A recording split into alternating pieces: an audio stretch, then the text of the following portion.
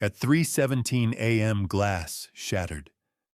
My son-in-law was in my office holding a hammer, whispering to my daughter, "Grab the files. Hurry." I stood at the top of the stairs. Behind me, a voice quietly said, "I already called the police." I turned on the light. When they looked up and saw who was standing behind me, their faces went pale. Their perfect smiles vanished. That night was the night fate laid bare its secrets. A crime that had been orchestrated for 28 years. Before we begin, thank you for being here. It means more than you know. Drop a comment and tell me, where are you watching from, what city, what country. I love knowing who is in this room with me. Some elements of this story have been shaped for storytelling and reflection. Any resemblance to names or places is coincidental, but the lesson it carries is worth every word.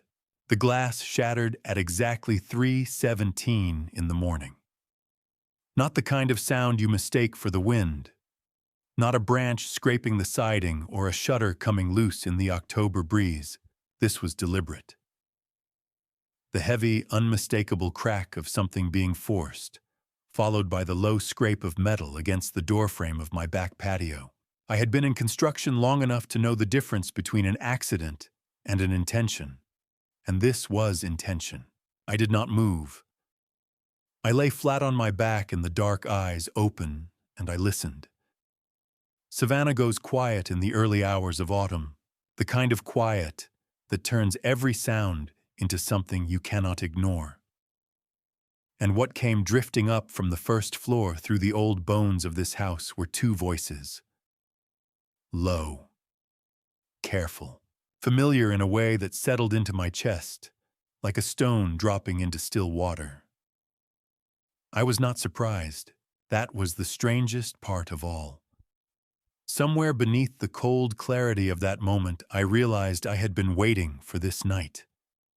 Maybe not this exact night, but something like it. Something that felt, when it finally arrived, less like a shock and more like an ending I had seen coming from a long way off.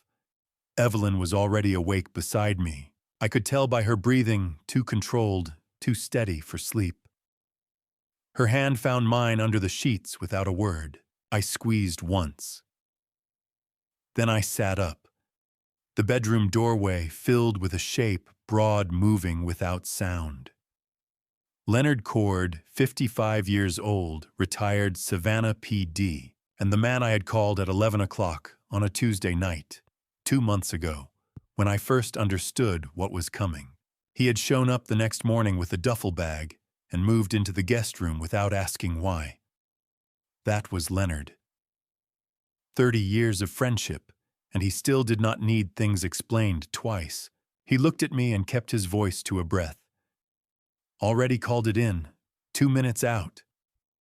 I nodded. I stood up. Clifford. Evelyn's fingers caught my wrist, not pulling me back, just holding on for one moment. Lock the door behind us, I told her. She let go. Leonard and I moved into the hallway without turning on any lights. I knew every board of this floor by memory. 19 years in this house will do that to a man. We stopped at the top of the staircase and looked down into the glow coming from my office. The door was open. I never left it open. Through it came the sound of drawers being pulled, folders being stacked, the particular rustling of someone searching for something specific. Then voices clearer now. It has to be in the bottom drawer. Garrett's voice, tight and focused, like a man running a job, not committing a crime. Then check the bottom drawer. Renee, my daughter. I had heard that voice every week for 24 years. I knew the rhythm of it, the way it sharpened when she was nervous, the particular cadence of it when she was trying to sound calm and was not. She was not calm now. Just get the property deeds, she said. All of them. We don't have long. I reached over and found the hallway light switch. I turned it on. Then I walked downstairs. Slowly. one step at a time. I wanted them to hear me coming. I stepped into the doorway of my office. Garrett was on the far side of the room, crouched by the filing cabinet, with a crowbar in his right hand. He straightened fast when the light hit him. For one fraction of a second, something moved across his face, something that might have been shame on a different man, and then it was gone, replaced by that familiar, calculated steadiness. Renee was standing in the center of the room. She was holding a stack of my property files against her chest, original deeds, title, documents, 30 years of transactions pressed against the jacket I had given her 2 Christmases ago. Her hair was loose. Her eyes, when they found mine, went wide. The room was completely still.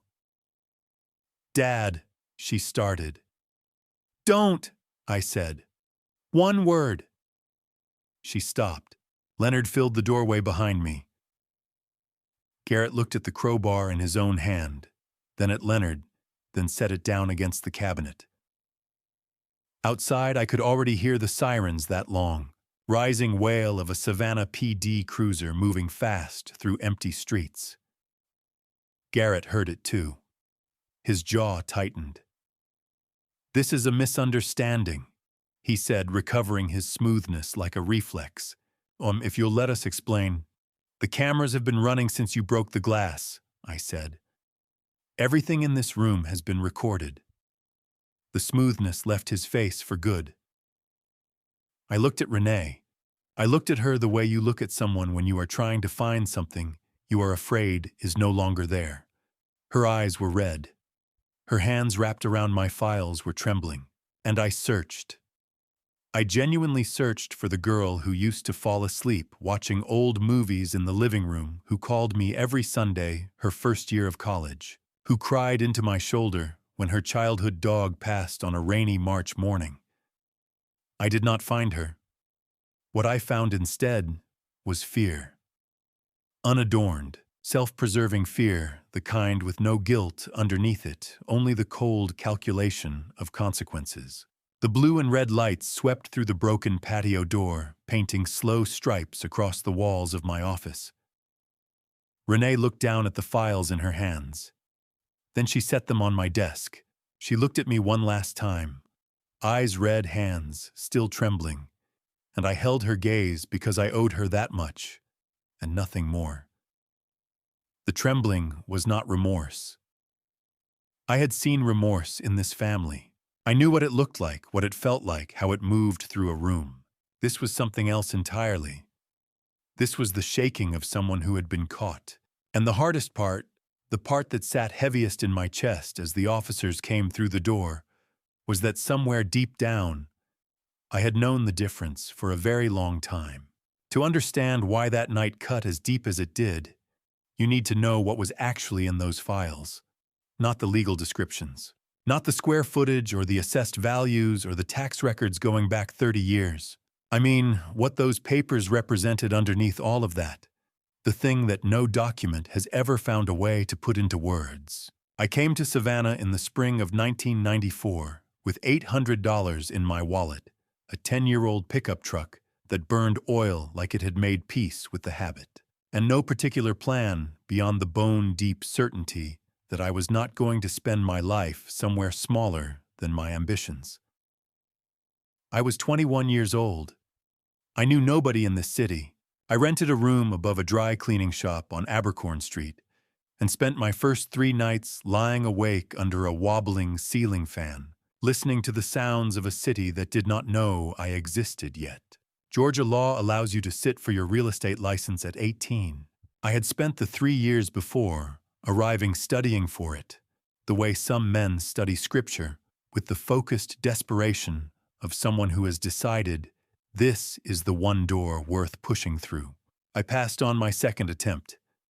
I hired on as a runner for a small brokerage on Drayton Street, fetching documents, driving clients to properties they had no real intention of buying, posting listings on telephone poles in neighborhoods I was still learning to navigate.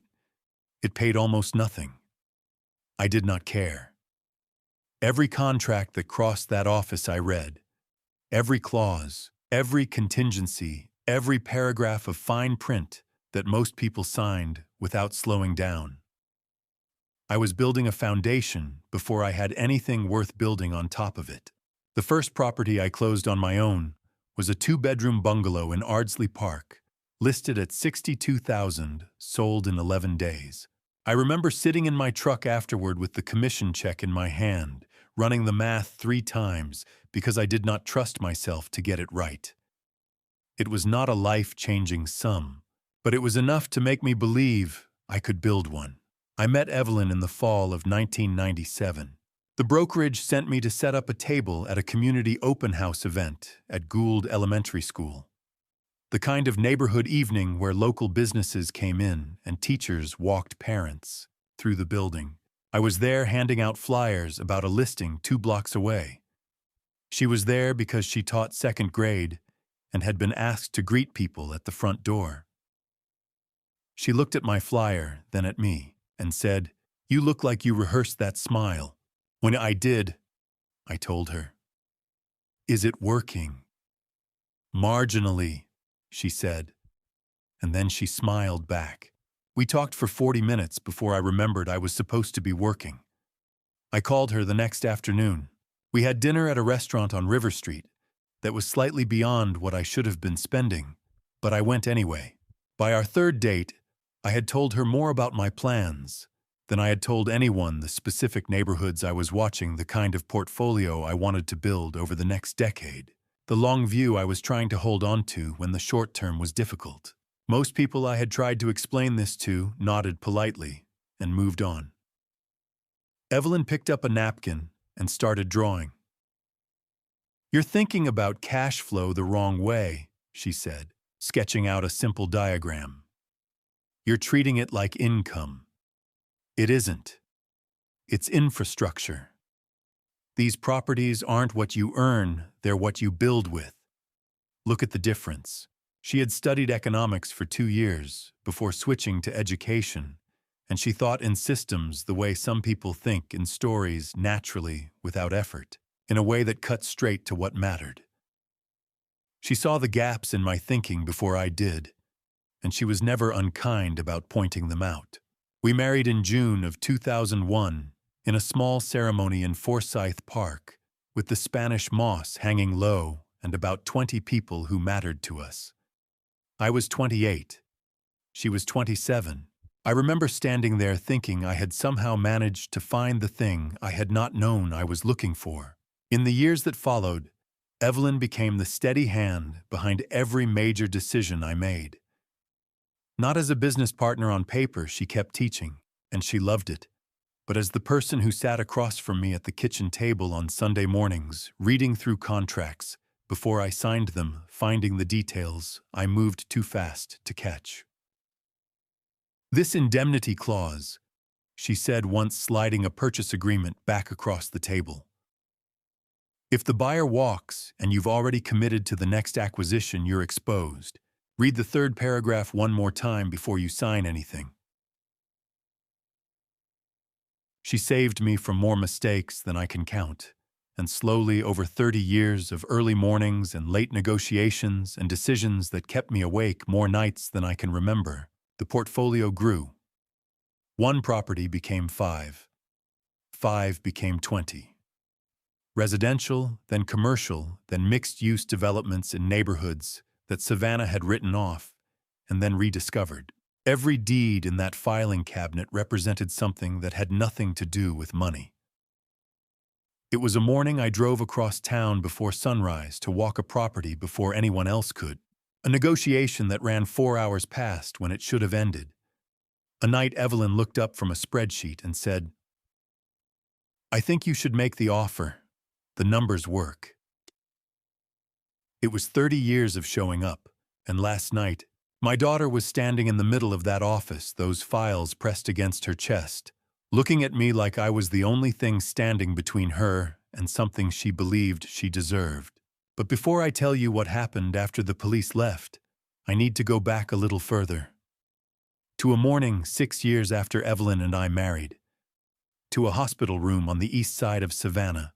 To the day Renee came into this world. and to the other woman who was there that same morning in a room just down the hall, whose name I would not learn for another 28 years. Renee came into the world on the morning of March 14th, 1997. I was standing in the delivery room at Savannah Memorial Hospital, useless in the way that fathers tend to be in those moments, holding Evelyn's hand too tight and trying to remember how to breathe.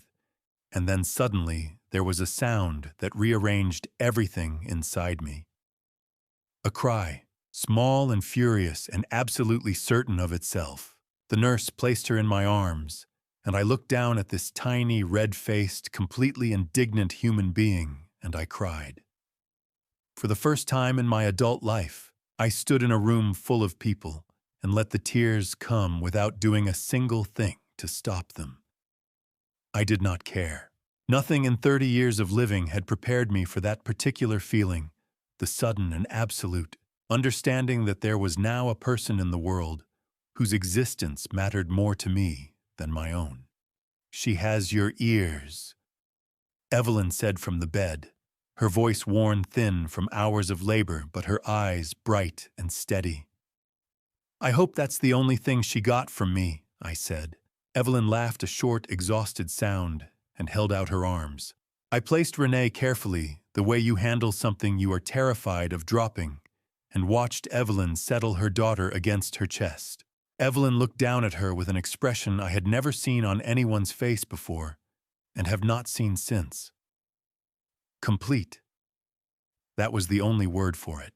Like something that had been searching for a long time had finally come to rest. We brought her home 3 days later to the house on Habersham Street, the same house I still live in today. I had spent the week before painting the nursery a pale yellow because Evelyn said she did not want to assume anything, and we spent 20 minutes in the parking lot of a Babies R Us arguing pleasantly about whether the car seat was installed correctly before a passing stranger took pity on us and showed us what we were doing wrong. The early years were ordinary in the way that only the most important things are ordinary.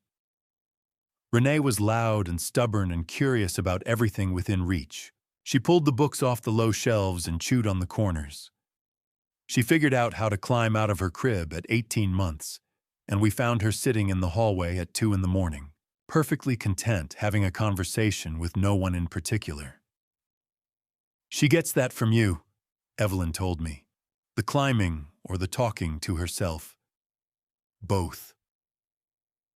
I taught Renee to ride a bike in the driveway on a Saturday morning when she was 6, running alongside her, one hand on the seat, until I realized somewhere in the middle of the block that I had let go, and she had not noticed.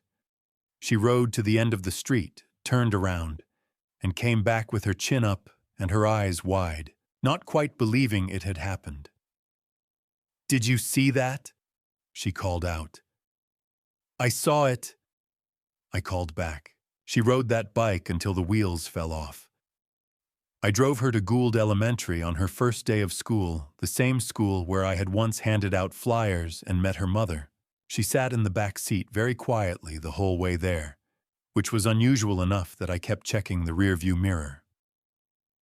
"You doing okay back there?" I asked. "What if I don't know anyone?" she said. "You won't. That's the whole point. By the time you come home today, you'll know someone." She thought about that for a moment. "What if I don't like them?" "Then tomorrow you'll know someone else." She got out of the car, adjusted her backpack, and walked through the front doors without looking back. That was Renee. Once she made up her mind to do something, she did it completely. Evelyn taught her to cook on Sunday afternoons, standing side by side at the kitchen counter, Renee on a step stool so she could reach. Both of them in aprons that were too big and flour on everything. I would come in from yard work and find the kitchen in a state of cheerful disaster, something that smelled wonderful burning slightly on the stove, and the two of them laughing at something I had missed. "Don't come in here," Evelyn would say. "We're working. It smells like something's on fire. It's under control." It was never entirely under control, but it was always worth eating. Those Sunday afternoons, the flour on the counter, the too loud music Evelyn put on when she cooked Renee standing on that step stool with absolute authority over whatever she was stirring. Those are the things I think about now. Not the properties, not the deals, those afternoons in the kitchen with the two of them. Renee grew up knowing she was loved. I am certain of that. Whatever else has happened, whatever I have had to reckon with in the years since I know that part is true. She had parents who showed up, who argued at the dinner table about things that mattered, who drove 4 hours to watch her in a school choir competition. She came in third in and celebrated like she had won. She was ours. She was completely, unquestionably ours. There was nothing in those years, not a single moment, not a single conversation, that gave either of us any reason to think otherwise. We did not know. There was no reason to know. Renee was our daughter, and that was the simplest and most complete truth of our lives for 24 years. What I could not have known, what neither of us could have known, was that on the same morning, Renee came into the world in a room just down the hall from Evelyn's. Another woman was also giving birth. A woman whose name I would not learn for another 28 years. A woman who in the quiet hours of that same night made a decision that would take nearly 3 decades to reach us. And when it finally did, it changed everything. 3 years ago, on a Saturday morning at Forsyth Farmers Market, Evelyn saw a strange woman standing and watching Renee. She never told me. Not that morning, not that afternoon, not across any of the quiet evenings that followed.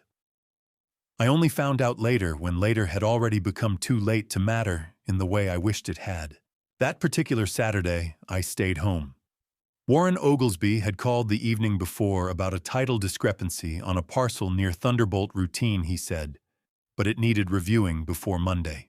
So I sat at the kitchen table with a folder and a second cup of coffee while Evelyn knocked on Renee's bedroom door at 7:10. "Renee, get up. Market day." A long silence from the other side. Then, "It's too early, Mom. The peach vendor sells out by 9. You know that." Another silence. Then the sound of feet hitting the floor. Evelyn appeared in the kitchen doorway, already dressed canvas bag over one shoulder. She looked at me with the particular patience she had always carried, the kind that didn't announce itself. "Don't forget to eat something," she said. "I'll be fine. You said that Thursday and skipped lunch entirely." "I'll eat," I told her. She picked up her keys from the counter hook, and that was that. Renee appeared a few minutes later in a light jacket, hair, still damp, phone already in hand. They drove off together down Habersham Street, the same way they had on 100 Saturday mornings before that one. Forsyth Farmers Market in October runs long and easy. The stalls line the park's outer path, jars of local honey, braided herb bundles, sweet potatoes piled in wooden crates, and the bread cart near the south end that always draws a line by 8:30. Evelyn walked it the way she always did, unhurried, bag swinging at her side. Renee half a step behind, scrolling through something on her phone. "Put that away," Evelyn said. "Just a second." "You said that at the herb stall." Renee pocketed the phone. They stopped at a table of preserves near the corner path, fig, muscadine, pickled watermelon rind. The vendor was explaining her sourcing to another customer, and Evelyn picked up a jar of blackberry preserve and turned it in the light. It was then that she saw her. A woman stood roughly 30 feet back near the edge of the crowd, where the foot traffic thinned toward the park benches. She wasn't shopping. She wasn't eating. She wasn't talking to anyone nearby or looking at any of the stalls. She was watching Renee, not a passing glance, not the momentary notice a stranger gives a pretty young woman.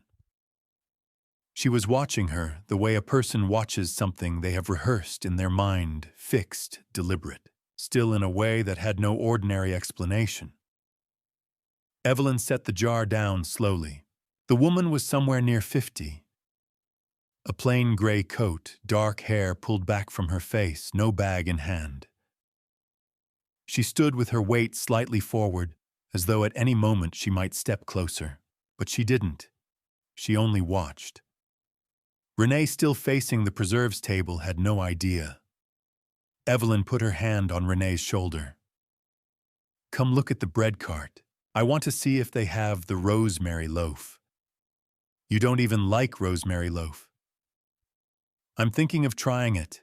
She steered them away without looking directly at the woman again. At the bread cart, she bought a plain sourdough, kept her voice steady through the transaction, and laughed once at something the vendor said. Only when they had moved further south along the path did she glance back. The woman was gone. Evelyn said nothing to Renee. They bought the peaches. They found the tomatoes before 9. On the drive home, Renee talked about a friend's birthday dinner the following weekend, and whether the restaurant near Broughton Street was worth the price. Evelyn listened and answered, and kept both hands on the wheel.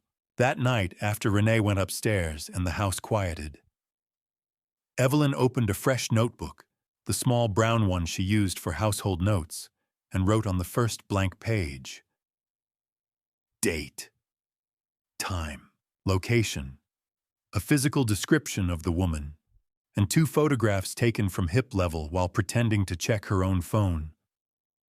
She told herself she would investigate quietly, that it was probably nothing, that she would tell me when she had something solid to say. She never said a word to me. 2 weeks after that market morning, Renee came into my study on a Tuesday evening. I was reviewing a property summary and barely looked up when she leaned against the doorframe. "Dad, where do you keep my birth certificate, the original?" "What do you need it for?" "Updating some account paperwork."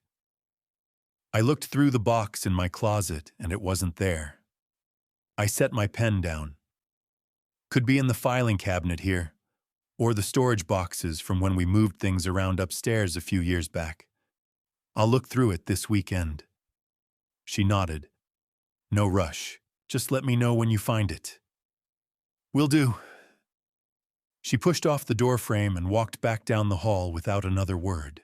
I turned back to the property summary and forgot about it before she reached the stairs. I didn't know that the question had already planted something in Renee's mind, a small, quiet seed of doubt that had no name yet, but would not stop growing. And I had no idea that the woman in Evelyn's notebook was already waiting for exactly the right moment to step forward. I only learned her name much later. Darlene Pruitt. And she had been waiting for that moment for 24 years. That was not something I knew at the time. While I was reviewing lease agreements on the east side of town, and Evelyn was quietly filling another page in her brown notebook, a woman I had never heard of was sitting down across from my daughter in a bar off Congress Street and beginning to dismantle everything we had built. Renee had gone out that Thursday evening the way she often did, then meeting a friend for drinks, nothing unusual, home before midnight. The bar was called the Lantern Room, a mid-sized place with low lighting and booths along the far wall where the noise from the front didn't carry as far. Her friend canceled last minute. Renee stayed anyway, ordered a glass of wine at the bar, and was checking her phone when the woman sat down one stool over. "You don't know me," the woman said, "but I've known who you are for a very long time." Renee looked up. The woman was somewhere around 50, plain-faced, careful in how she held herself, with the kind of stillness that comes not from calm, but from years of rehearsal. "I think you have the wrong person," Renee said. "Your name is Renee Doyle. Your father is Clifford Doyle. You grew up on Habersham Street." The woman paused. "I'm not wrong." Renee set her glass down. The woman said her name was Darlene Pruitt. She said she had no interest in causing trouble. She said she had spent more than 2 decades trying to find the right words and the right moment, and she was afraid that if she waited any longer, she would lose her nerve entirely. Then she told Renee a story. The version Darlene told was careful and smooth, worn down by years of private revision. She said she had been young and frightened, She said the hospital had been chaotic that night, understaffed, overwhelmed. She said she had made a choice that no one should ever have to make, not out of selfishness. She was very clear on that point, but out of love. She had looked at the two infants and understood in some way she could not fully explain that her child deserved more than what Darlene could offer. A real home, a stable father, a mother who could provide. I gave you the life I couldn't give you myself, she said. I watched from a distance. I made sure you were all right. And you were. You had everything. Renee said nothing for a long moment. That doesn't explain why you're telling me now. Because you're old enough to know the truth, Darlene said. And because you deserve to make your own choices with the full picture in front of you. She let that sit between them. Then quietly, she added the part she had saved for last. Clifford and Evelyn love you. I'm not saying they don't, but they are not your blood. You don't owe them everything you have. You don't owe them your future. Renee came home that night and went straight to her room without stopping in the kitchen. I noticed. Evelyn noticed. We said nothing, assumed she was tired, assumed it would pass. It didn't pass. In the weeks that followed, something shifted in how Renee looked at the house, at the dining table, at me. It was not dramatic. She didn't raise her voice or make accusations. She was quieter, mostly, more watchful. She had always been perceptive, but now the perception had an edge to it that I didn't understand. Once over dinner, I asked her if something was bothering her. I'm fine, Dad, she said. Just tired from work. You've been tired a lot lately. She looked at me across the table directly for just a moment, and then looked back at her plate. I said I'm fine. Evelyn reached over and refilled her water glass. Neither of us pushed further. I should have pushed further. 4 months after that evening at the Lantern Room, a new property development on the north side of Savannah held a weekend open house event for investors and prospective buyers. I had a stake in 2 of the listed parcels and sent a representative in my place. Renee went along. She had started showing more interest in real estate by then, which I had taken as a good sign. She met Garrett Holden at that event. He was 35, well-dressed, with the particular ease of a man who had spent years learning exactly how to enter a room. He worked as an independent real estate broker, specializing in mid to high-end residential. He knew how to talk to people. He knew how to listen in a way that made them feel they had been genuinely heard. He and Renee spoke for nearly 2 hours. Afterward, Renee mentioned him once in passing, someone interesting. She had met someone who understood the market in ways most people didn't. I didn't think much of it. People meet people at those events. It comes with the territory. What I didn't know, and wouldn't know until far later, was the exact moment during that conversation when Garrett Holden had learned whose daughter Renee was. The moment her last name landed Doyle, Clifford Doyle, and something behind his eyes had shifted in a way that had nothing to do with interest in Renee herself. They were married the following year. I stood in the hall of the venue and shook Garrett's hand at the reception. He gripped it firmly and smiled the way men smile when they have already decided something. Renee stood beside him in the light from the tall windows and looked happier than I had seen her in months. I didn't know that by the time I let go of his hand, he had already begun to calculate. Garrett Holden had a perfect smile, the kind that made you believe him before you thought to ask why. He had worn that smile at our wedding reception, at every family dinner since, at every handshake and casual conversation over the 2 years he had been part of our lives. I had taken it for confidence, for warmth even. I was wrong on both counts, and I would spend a long time afterward thinking about how thoroughly I had been. What I didn't know, what none of us knew, was that while I was signing lease renewals and reviewing property assessments, Garrett was already 2 moves ahead of where I thought the game even was. 2 years ago, roughly 4 months before he proposed to Renee, Garrett drove to Atlanta. He didn't go for a client meeting or an industry event. He went to a law firm on Peachtree Street, a mid-sized practice that handled estate planning, property litigation, and elder law. He had done his research beforehand. He knew the firm. He knew specifically that one of their associate attorneys had recently published a brief paper on conservatorship proceedings in Georgia and the legal thresholds required to establish incapacity in high-asset cases. Her name was Caroline Whitmore. She was 26 years old 3 years into her practice, and she specialized in estate and property law, the legal territory that governs what happens to a person's assets when that person can no longer or is claimed to be unable to manage them independently. Under Georgia's probate code, a conservatorship allows a court-appointed individual to take control of another person's finances when that person is found legally incapacitated. It is a legitimate legal tool designed to protect vulnerable adults.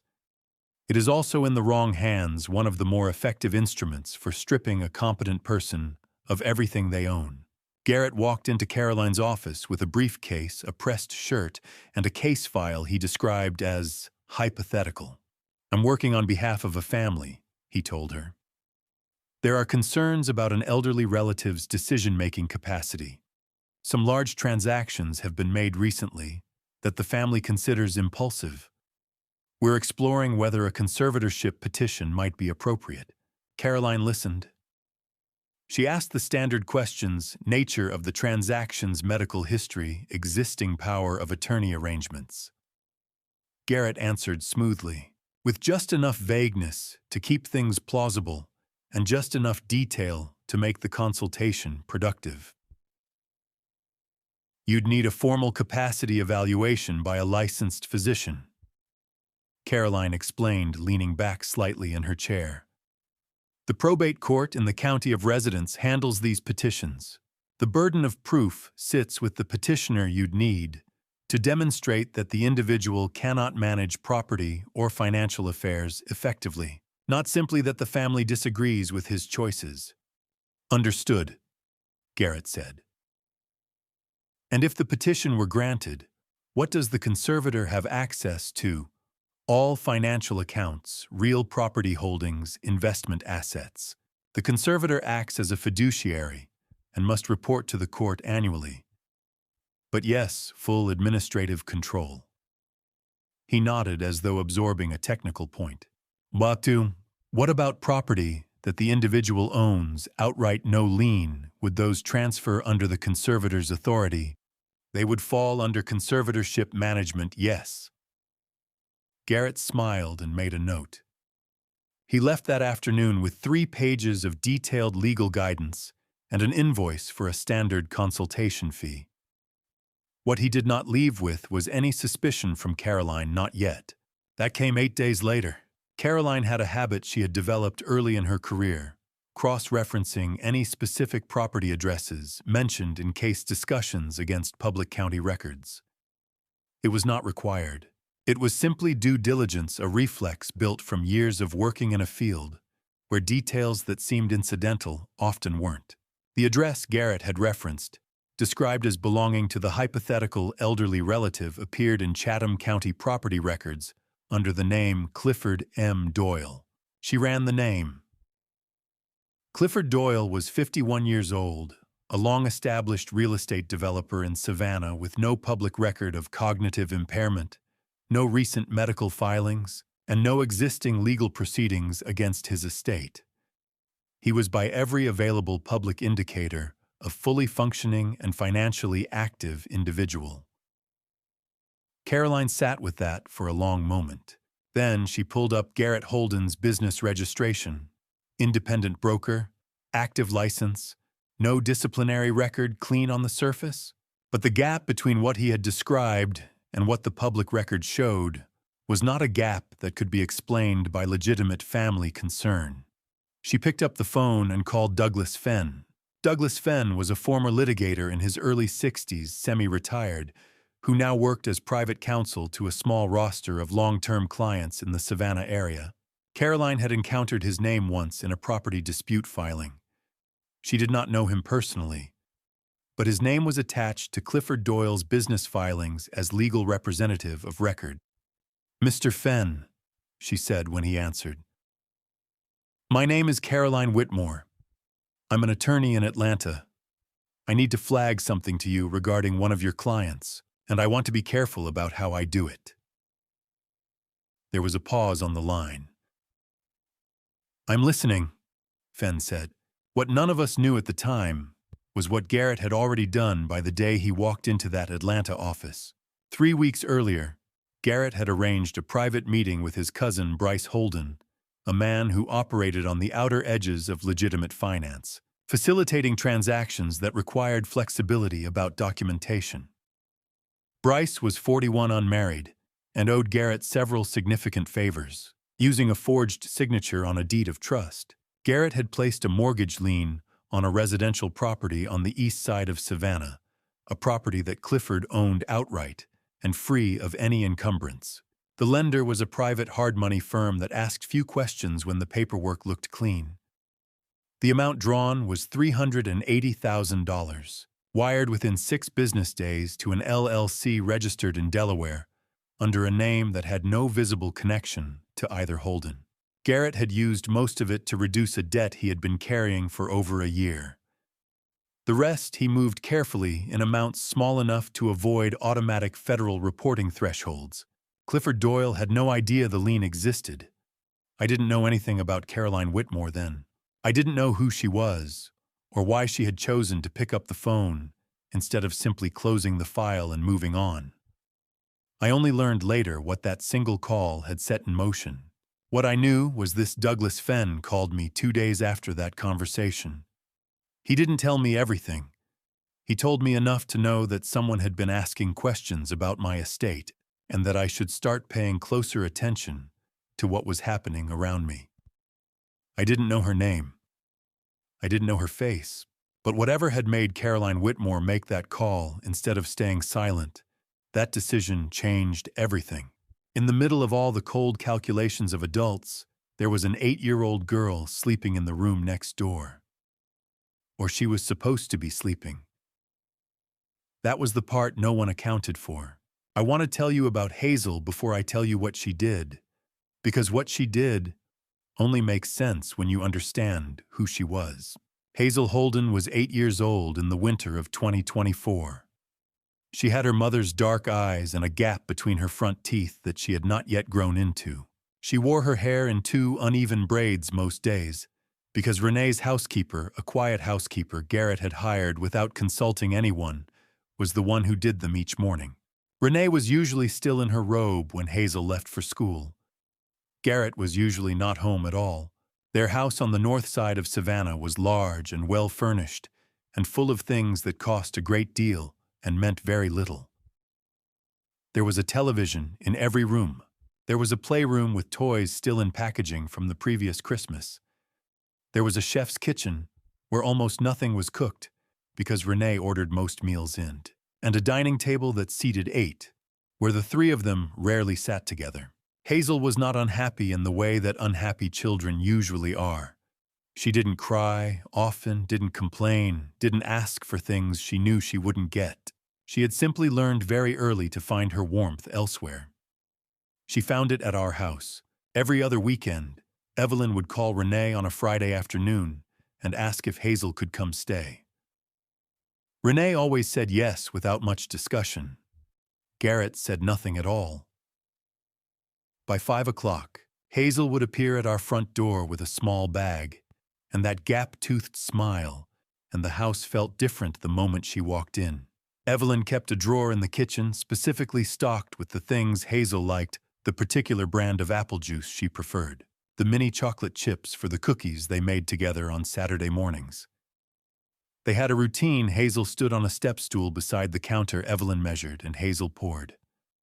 Flour first, then the sugar, then the chips, straight from the bag, with significantly more than the recipe called for. Evelyn always pretended not to notice. Grandma Ev, Hazel said one Saturday, pressing cookie dough flat with her palm the way Evelyn had shown her. Do you think cookies taste better when two people make them? I think most things do, Evelyn said. Hazel considered this carefully. Even sandwiches, especially sandwiches. Hazel seemed satisfied with that answer and went back to pressing. On Sunday mornings, I took her to Forsyth Park. We had a spot near the south end where the path curved away from the main foot traffic, and a small bench sat close enough to the water to make the fishing feel real, even though the pond was shallow, and we rarely caught anything worth keeping. Hazel didn't care about catching. She cared about sitting beside me with her small rod watching the line and talking about whatever had been on her mind during the week.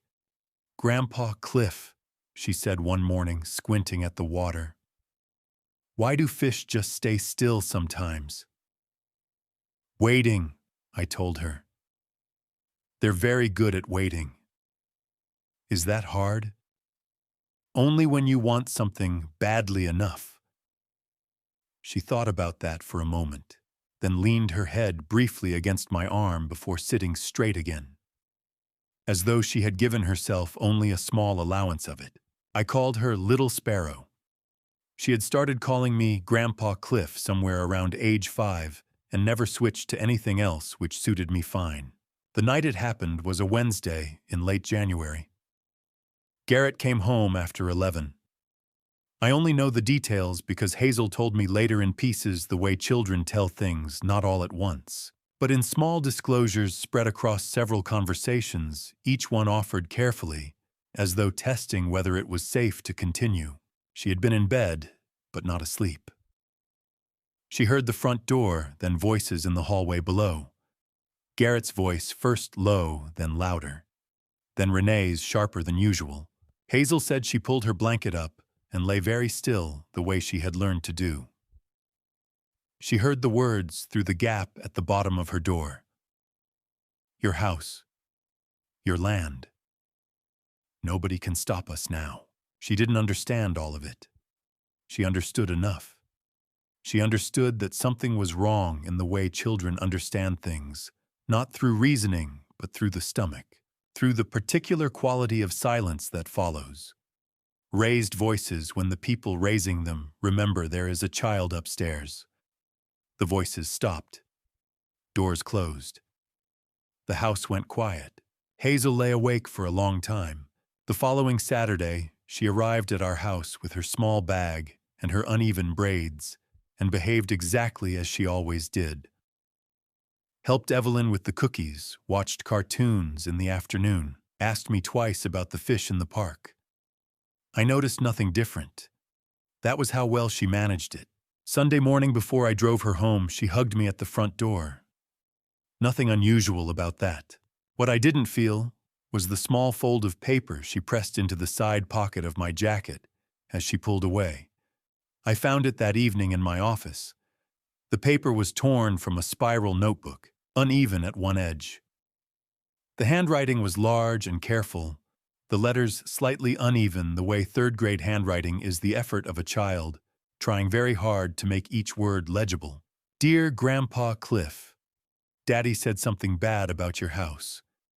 I don't know all the words, but I didn't like it. I don't want anyone to take your house. You are the best, Grandpa. Don't be mad at me for telling. Love, Hazel. Below her name, she had drawn a small fish. Its mouth was open as though it was trying to say something. I read it twice. Then I folded it along its original crease and put it in the breast pocket of my jacket, close to where it would stay for the next several weeks. I sat in that dark office for a long time. Then I picked up the phone and called Leonard Cord at 11 o'clock at night. Not because I was afraid, but because an 8-year-old girl had just shown me that sometimes the bravest thing a person can do is tell the truth, even when they're scared of being blamed for it. The following morning, I met Leonard at a small coffee shop on Bull Street at 6 o'clock before Savannah woke up. The place was called Perse, a narrow room with exposed brick and 4 small tables near the window. At that hour, there were two other customers, both with their heads down over laptops. Leonard was already there when I arrived, a black coffee in front of him and his coat still on. He looked exactly the way he always looked, like a man who had never in his life been surprised by anything. I sat down and told him everything. I started with Hazel's letter and worked backward through what Douglas had told me, what Warren had mentioned in passing 3 weeks earlier, and what I had been quietly assembling in my own head since the night Renee had looked at me across the dinner table and then looked away too quickly. I talked for nearly 20 minutes. Leonard did not interrupt once. When I finished, he picked up his coffee and held it in both hands. "How long do you need?" he asked. "Long enough to be certain." "Then I'll start today." The 5 weeks that followed were the strangest of my life. Not because of what was happening in private, but because of how completely ordinary everything appeared on the surface. Leonard began surveillance on Garrett the morning after our meeting. I did not ask for daily reports. I asked for a summary at the end of each week delivered in person in writing. In a location we changed each time. Leonard had worked private investigation in Savannah for more than 20 years and had contacts inside county records title offices and the kind of financial adjacent businesses that don't advertise their relationships with investigators. He was methodical in a way that courts respect and criminals don't expect. His first week's report confirmed what I had feared. Garrett was meeting regularly with a man I didn't recognize, later identified as Bryce Holden, his cousin, a financial broker who operated through a Delaware LLC with no visible Savannah presence. They met twice at a restaurant on Victory Drive and once in a parking structure near the Civic Center. No documents exchanged in the open. Careful, but not careful enough. Leonard photographed all 3 meetings from distance. In the second week, I had 14 security cameras installed throughout the house. This was not the modest system we had kept for years. A couple of cameras at the front entrance and the driveway, the kind that comes with a subscription and a phone app. This was a full replacement. Exterior coverage on all 4 sides of the property. 2 covering the rear door, specifically 1 at each interior entrance point, and a dedicated unit aimed at the filing cabinet in my office. All of it wired to encrypted cloud storage with a backup server that Douglas's paralegal managed off-site. Garrett came to dinner that Friday evening and complimented Evelyn's pot roast and poured himself a second glass of bourbon and looked around the room with those easy, unhurried eyes. He did not notice a single camera. The third week, I spent 2 afternoons at Douglas Fenn's office on Drayton Street. Douglas was 62, former civil litigator, the kind of attorney who had seen enough human nature over 4 decades to be unsurprisable. He had represented my interests on 3 separate property deals in the 90s and had remained on retainer ever since, mostly as a precaution. Now I was glad for the precaution. He reviewed what I had. He listened to what Leonard had found. He pulled the county records on the East Side property, the one I owned outright, the one Garrett had apparently leveraged without my knowledge, and confirmed the lien that should not have existed. "You'll need someone to trace the financial transfers," he said, setting the folder down. "Not me, a forensic accountant. Someone who can read LLCs and Delaware shell structures the way I read a deed of trust." "Do you have someone in mind?" "There's a woman I've used twice before. Former IRS investigator. Name's Marlene Forsyth. She's thorough, and she doesn't stop when it gets complicated." I told him to make the call. The 4th week, I told Evelyn. We sat at the kitchen table after dinner, the same table where she had poured coffee on 1,000 ordinary mornings, and I laid it out from the beginning. I told her about Hazel's letter, about Leonard, about the lien on the East property, about what Douglas suspected Garrett had been building toward. I watched her face as I spoke. She was quiet for a long moment after I finished.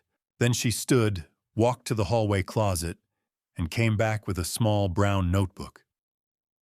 She placed it on the table between us without a word. I opened it.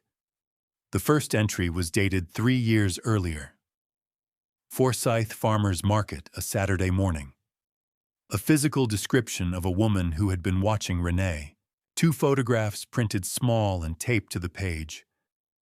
Below them a handwritten note in Evelyn's careful script. She was not browsing. She was watching Renee specifically. I do not know who she is. There were 11 more entries after that. Different dates, different locations across Savannah. The same woman appearing and disappearing at irregular intervals over 3 years, always watching, never approaching. I looked up at Evelyn. "Why didn't you tell me?" "Because I didn't want to frighten you over something I couldn't prove," she said. "I kept thinking I would know more soon," so she paused. "I never knew more. I closed the notebook and kept it." That same week, Warren Oglesby called. Warren managed commercial accounts at First Coastal Bank and had handled my business banking for 11 years. He was careful with words, the way bankers are trained to be, but his meaning was clear. "Clifford," he said, "I've seen some inquiry activity on your property holdings. Not internal. External requests, title searches, lien history assessed value records on 3 of your parcels. I don't know who's pulling them, but I thought you should be aware." I thanked him and called Leonard before the day was out. In the 5th week, I transferred 3 properties. The 2 parcels on the south side and the Habersham Street rental, the 3 holdings I considered most vulnerable. To a conservatorship claim or a fraudulent lien, I transferred into Evelyn's name through a notarized deed of gift, filed with the Chatham County Recorder of Deeds. Every signature witnessed. Every document clean. Perfectly legal, perfectly traceable, and entirely beyond Garrett's reach. Throughout all 5 weeks, I had dinner with Renee and Garrett every weekend. I laughed at his jokes. I refilled his glass when it ran low. I asked about his work, with the particular interest of a father-in-law who trusts the man at the table. And every time Garrett looked at me with that perfect smile of his, I thought only one thing. He was walking into the trap one day at a time. Before I tell you what Marlene found inside those files, I need to know you are still with me. Drop the number 9 in the comments right now. Just the number. That is all. It tells me you are here, and it means more than you know. And a quick note, the story ahead contains some fictional elements woven in for reflection and meaning.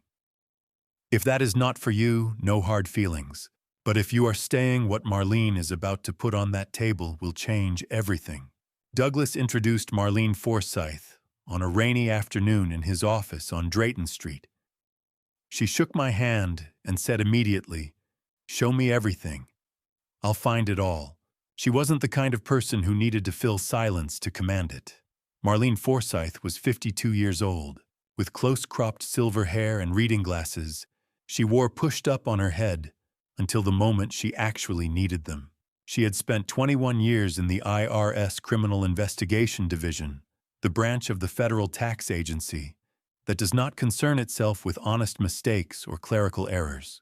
The cases she had worked involved deliberate concealment, deliberate misrepresentation, and deliberate theft, dressed up in corporate language. She had left federal service 6 years earlier to open her own forensic accounting practice on the west side of Savannah, and Douglas had retained her twice before. He described her to me as thorough. I would later decide that was the most significant understatement I had heard in a long career of reading understated men. That afternoon, she spread her legal pad and her laptop across the corner of Douglas's conference table, asked for the full set of account statements, property records, and everything Leonard Cord had compiled on Bryce Holden's financial activity. Then she told us she would need 3 weeks. She finished in 2.5. The second meeting took place on another rainy Thursday 4 months ago. I arrived at Douglas's office at 2 in the afternoon. Marlene was already there, her jacket folded over the back of her chair, a folder roughly 3 inches thick, sitting closed on the table in front of her. She did not open it immediately. She looked at me for a moment, the way doctors look at patients before they start talking, measuring, deciding where to begin. "Before I go through the numbers," she said, "I want you to understand the method, because the method tells you something important about the man." I told her to go ahead. Everything Garrett did was designed to stay invisible for as long as possible. Not forever, he was working within a timeline, but long enough to get the conservatorship in place, complete the sale, and move the proceeds before anyone with the right knowledge started asking questions. He was counting on the fact that most people, when they see a transaction described as a consulting fee or a broker commission, do not look further. He was right about most people. He was not right about me. She opened the folder. The first section covered the LLC structure. A company called Holden Advisory Consulting, LLC, had been registered in Delaware 20 months ago. Delaware is a common choice for shell companies because its disclosure requirements are minimal, a registered agent, and a filing fee, with no requirement to name the actual beneficial owners publicly. The registered agent for Holden Advisory was a commercial mail forwarding service in Wilmington that serves hundreds of similar entities. The sole managing member listed was Bryce Holden, Garrett's cousin, whose own Georgia brokerage license had lapsed 2 years prior, under what the state licensing board formally described as conduct inconsistent with fiduciary duty. In plain terms, Bryce had already been removed from legitimate practice for mishandling client funds. Garrett had chosen him specifically for that reason. A man with nothing left to lose in his professional life is a useful instrument. The money moved in a pattern designed to avoid federal reporting triggers, Marlene said, running her finger down a column of figures. Under federal law, banks are required to file a currency transaction report for any cash transaction exceeding $10,000. Garrett knew this. Every transfer through Holden Advisory came in at $8,900 or below. 11 separate deposits over 8 months, each one described in the memo field as either a consulting fee or a broker referral commission. She placed a summary sheet in front of me. Total transferred to accounts we have traced directly to Garrett Holden, $1,250,000. I looked at the number for a long moment without speaking. "From which accounts?" Douglas asked. "To 3 sources." Marlene turned to the next tab. First, rental revenue from the 2 commercial units in Mr.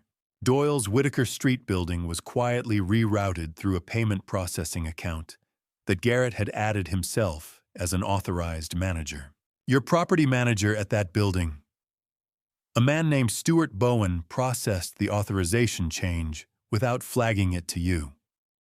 That change was filed 18 months ago, the same month that Stuart Bowen's daughter was admitted to Candler Hospital for a procedure that his insurance covered only partially.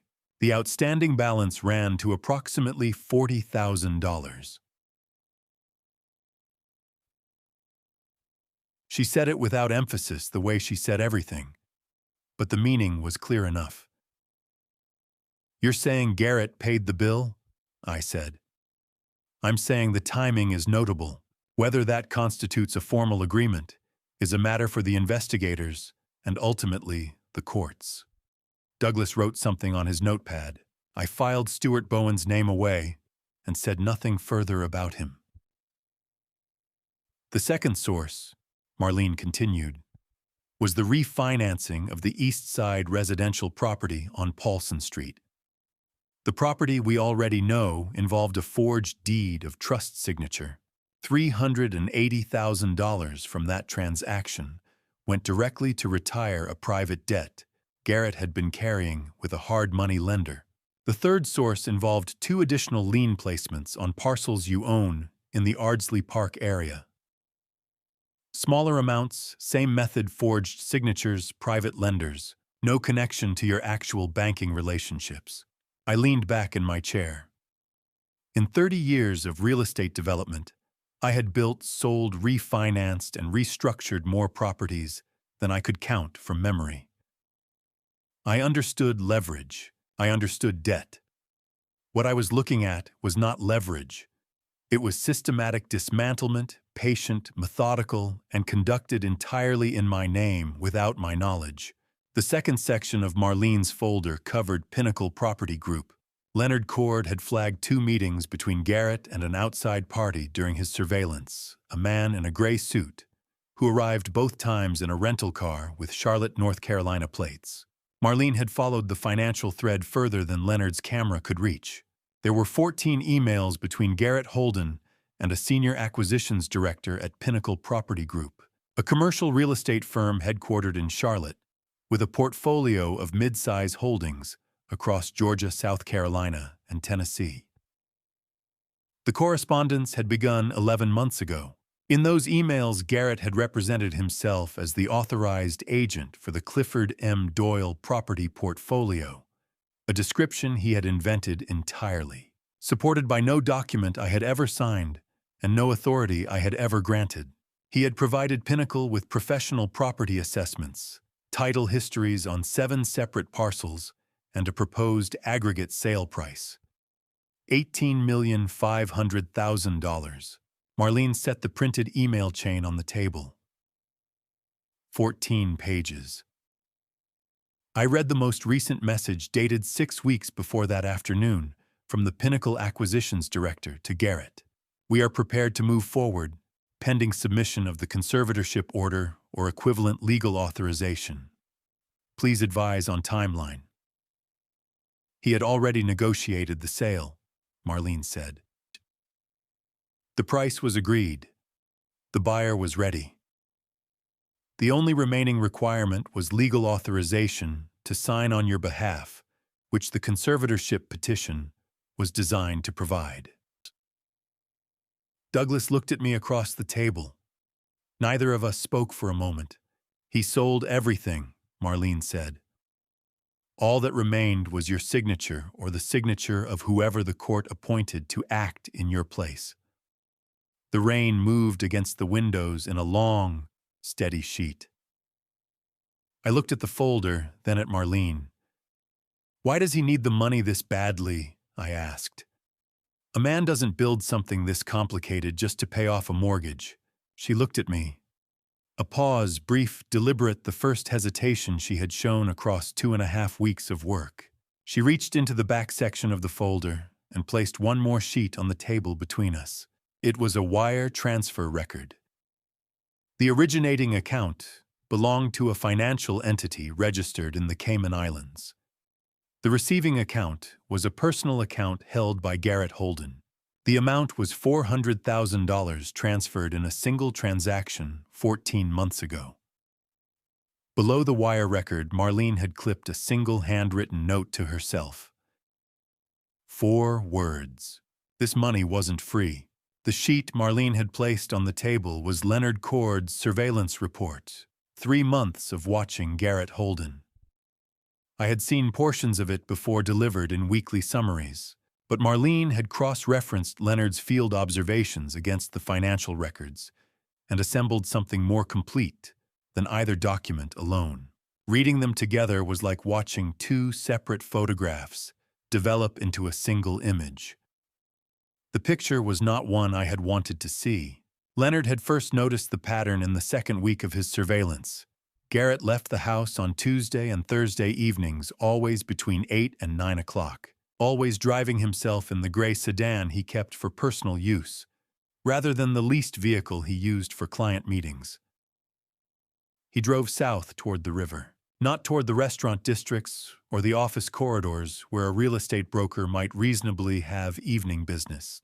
The port of Savannah occupies several miles of the Savannah River's southern bank, one of the busiest cargo terminals on the East Coast, running at all hours, full of legitimate reasons for people to be present at unusual times.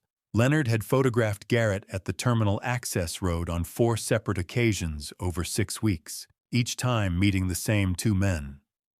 Neither man worked for any company Leonard could identify through public records.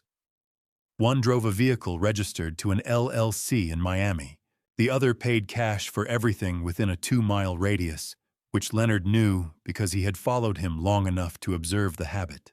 Marlene had matched the timing of those meetings to the Cayman Islands wire transfer, $400,000 received by Garrett 14 months ago, from an entity she could trace only as far as a holding structure in Nassau, before the paper trail dissolved into nominee accounts. That wire was a loan, Marlene said at the meeting. Not an investment, not a payment for services. A loan from people who do not use courts to collect. The total amount Garrett owed, based on the original principal and the interest structure Leonard had eventually pieced together through a contact at a federal financial crimes task force, was $2,100,000. The deadline for repayment was 4 months from the date of our meeting. He had already missed 2 scheduled installments, the conservatorship, the sale to Pinnacle for $18.5 million, the forged liens and the LLC transfers, and the long, careful cultivation of Renee's resentment toward me. All of it had a deadline.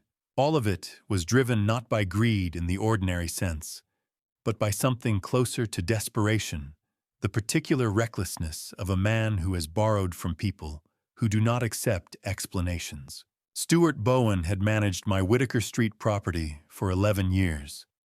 He was 58, quiet, diligent, the kind of man who sent maintenance reports on the first of every month and called before he made any decision that cost more than $500. I had trusted him without reservation. What Marlene had found, and what Stuart later confirmed in a written statement to Douglas Fenn, was that Garrett had approached him 14 months ago with a recording. Stuart's daughter, 23 years old and going through a difficult period in her personal life, had been recorded in a private setting without her knowledge. Garrett had made clear, without stating anything explicitly enough to be easily quoted, that the recording would remain private as long as Stuart cooperated with certain administrative changes to the property management accounts. Stuart had authorized the payment rerouting. He had provided Garrett with internal reports on the property's revenue schedule and tenant lease terms. He had done it for 14 months, and the weight of it had by his own account become unbearable. He had been looking for a way out since the spring. He had not yet found the courage to take it on his own. Amber Keswick came to our house on a Wednesday evening 3 months ago. I was not home. Evelyn answered the door. Amber was 34, a former colleague of Renee's from a property management firm where Renee had worked briefly before her marriage. They had remained loosely in contact. Amber knew Renee in the way that people know someone they have never entirely trusted, but have never had specific reason to confront. Evelyn told me afterward that Amber had stood on the front porch for a moment before speaking as though she was still deciding whether to stay. "I need to tell you something," Amber said, "and I need you to understand that I didn't know how far it would go." She came inside. Evelyn made coffee. Amber sat at the kitchen table with her hands wrapped around the mug and explained that approximately 8 months ago, Renee had told her in general terms that she and Garrett were working on a plan to take control of Clifford's assets. Renee had described it as a legal process, a conservatorship, which she had explained as simply transferring management responsibility to family members. She had offered Amber a flat payment of $15,000 to provide a signed statement if needed, attesting that she had personally observed Clifford behaving erratically on several occasions. Amber had agreed. She had taken $5,000 as an advance. Then the months had passed, and the situation had grown more serious than Renee's original description had suggested. And Amber had begun to understand that what she had agreed to was not a family administrative matter, but something considerably more consequential. "I haven't signed anything," she told Evelyn, "and I'm not going to, but I thought someone should know." Evelyn thanked her. She asked Amber 2 questions, wrote down the answers in a notepad she kept by the phone, and told her to go home and speak to no one else about it until she heard further. Amber left the advance money on the table on her way out. Evelyn told me about Amber that evening when I came home. Her voice was level and precise, the way it became when she was managing something that would have broken a lesser person entirely. When she finished, she opened the drawer beside the kitchen phone and took out the small brown notebook. 3 years of entries. Dates, times, locations, descriptions. 11 photographs, printed and taped carefully to the relevant pages. 3 years, she said. I've been watching that woman for 3 years. She set the notebook on the table between us. I think it's time Rex knew who she was. Rex Mallory was not a man who used more words than he needed. He called on a Tuesday morning and said only, "I found it. You need to hear this." That was all. No preamble, no preparation, no suggestion of what he had found or how long it had taken. He gave me an address on Abercorn Street and a time 2 o'clock that afternoon, and hung up before I could ask a single question. I brought Evelyn. Rex Mallory had run his private investigation practice out of the same second-floor office on Abercorn Street for 17 years. The room was practical and spared 2 client chairs, a desk, a whiteboard along the far wall that he kept blank when clients were present, and a laptop connected to a monitor large enough to display documents and footage without making anyone lean forward. He was 58 years old, lean with the particular economy of movement that comes from spending a career watching other people without being watched in return. He had built his reputation on missing persons cases and financial fraud investigations, and Evelyn had found his name through a referral from Douglas Fenn's paralegal. He shook our hands when we came in and asked if we wanted water. We both said no. He nodded once and sat down behind his desk. "I'm going to show you something before I explain it," he said. "I want you to see it first. Then I'll walk you through what it means." He turned the monitor toward us and pressed play. The footage was gray and slightly degraded at the edges. The quality of a camera that had been recording continuously in a low-light institutional hallway for years before anyone thought to upgrade the system. The timestamp in the lower right corner read, March 14th, 1997, 11:42 p.m. The location was a corridor in the newborn care wing of Savannah Memorial Hospital, a section of the building that had since been renovated, but which in 1997 had held the nursery observation room between 2 postpartum recovery wards.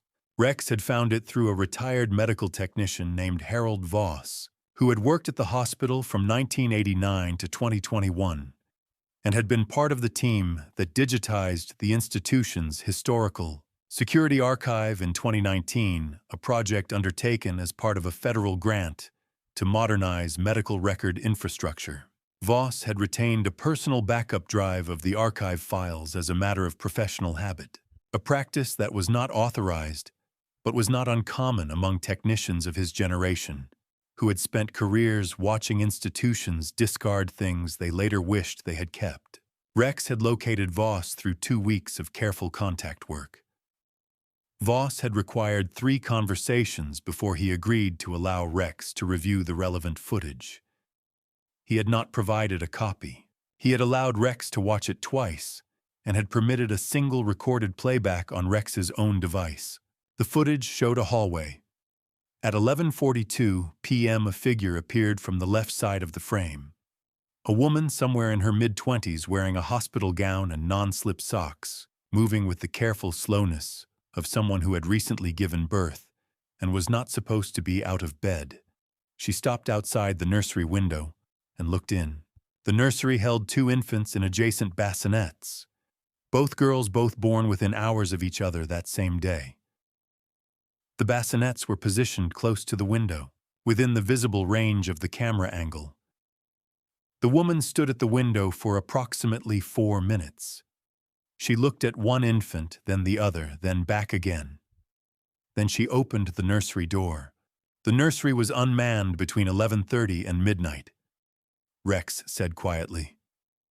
Shift change. Standard protocol at the time was for the night nurse to complete rounds and return. The window was approximately 25 minutes. On the screen, the woman went inside. She stood between the two bassinets. She looked at both infants for a long moment. Then she picked up the infant in the right bassinet, held it briefly, and set it in the left bassinet. She picked up the infant that had been in the left bassinet and held it against her chest. She did not leave immediately. She stood there for nearly a full minute, looking down at the child she had just exchanged, the one now lying in the bassinet that had held her own daughter. Her expression, even through the degraded footage, was readable in the way that certain human expressions are readable regardless of image quality, not anguish, not hesitation, not the face of a woman caught between two unbearable choices. Calculation, conclusion. The look of a person who has decided and is simply waiting for the deciding to feel finished. Then she walked out of the frame. Rex paused the footage. The infant she took from the nursery that night, Rex said, was her own biological daughter whom she passed off as yours. But the infant she left behind, the real Doyle child, was the one she had to get rid of. She couldn't keep the evidence of her crime. So she took the healthy Doyle baby, the one with no medical issues, and drove straight to the orphanage. She made sure her own child was tucked safely in the Doyle bassinet, ensuring a life of wealth she could never provide herself. She walked back to her room, and the next morning she was discharged with an infant that the nursing staff recorded as her own because no one had any reason to check. He folded his hands on the desk. 3 days later, Darlene Pruitt surrendered an infant at the gate of Savannah Children's Home. The intake record describes the child as approximately 72 hours old in good health, no identification left with her. The infant was recorded as abandoned. Evelyn made a sound beside me, not a word, not a cry exactly, but the kind of sound that comes before both. I turned toward her, and she was already leaning into me, her shoulders shaking with the quiet, broken rhythm of someone who has been holding something for a very long time and has simply run out of the strength to keep holding it. I put my arm around her and held her. I pressed my hand against the back of her head, the way you do when there are no words adequate to the moment. I felt something behind my own eyes that I had not felt in years, a pressure, a sting, the particular sensation of a grief that has no clean shape because it belongs to something you did not know you had lost. We stayed like that for what felt like a long time. Rex did not rush us. He sat quietly with his hands folded on the desk and waited. When Evelyn's breathing had steadied, I looked up. Rex was watching us with the careful expression of a man who has learned when to speak and when not to. "There is one more thing," he said. The child, your biological daughter, I know where she is." Rex placed a single sheet of paper on the desk, a name and an address. Then he said one sentence that took me several seconds to fully understand. "She's already in this case, Mr. Doyle. She has been for months." I looked at the paper. The name printed on it was Caroline Whitmore. Below it, an Atlanta address and a phone number. Below that, 3 lines in Rex's careful hand. Estate and property attorney. Retained by Douglas Fenn. Currently co-counsel on your defense. I looked up at Rex. He waited. 3 years ago, he told us a young attorney had walked into his office on Abercorn Street and sat down across from him and placed a manila envelope on the desk. Inside the envelope was a copy of an intake record from Savannah Children's Home dated March 1997. A female infant approximately 72 hours old. No name left with her. No identification. Abandoned at the front gate in the early morning hours. The attorney's name was Caroline Whitmore.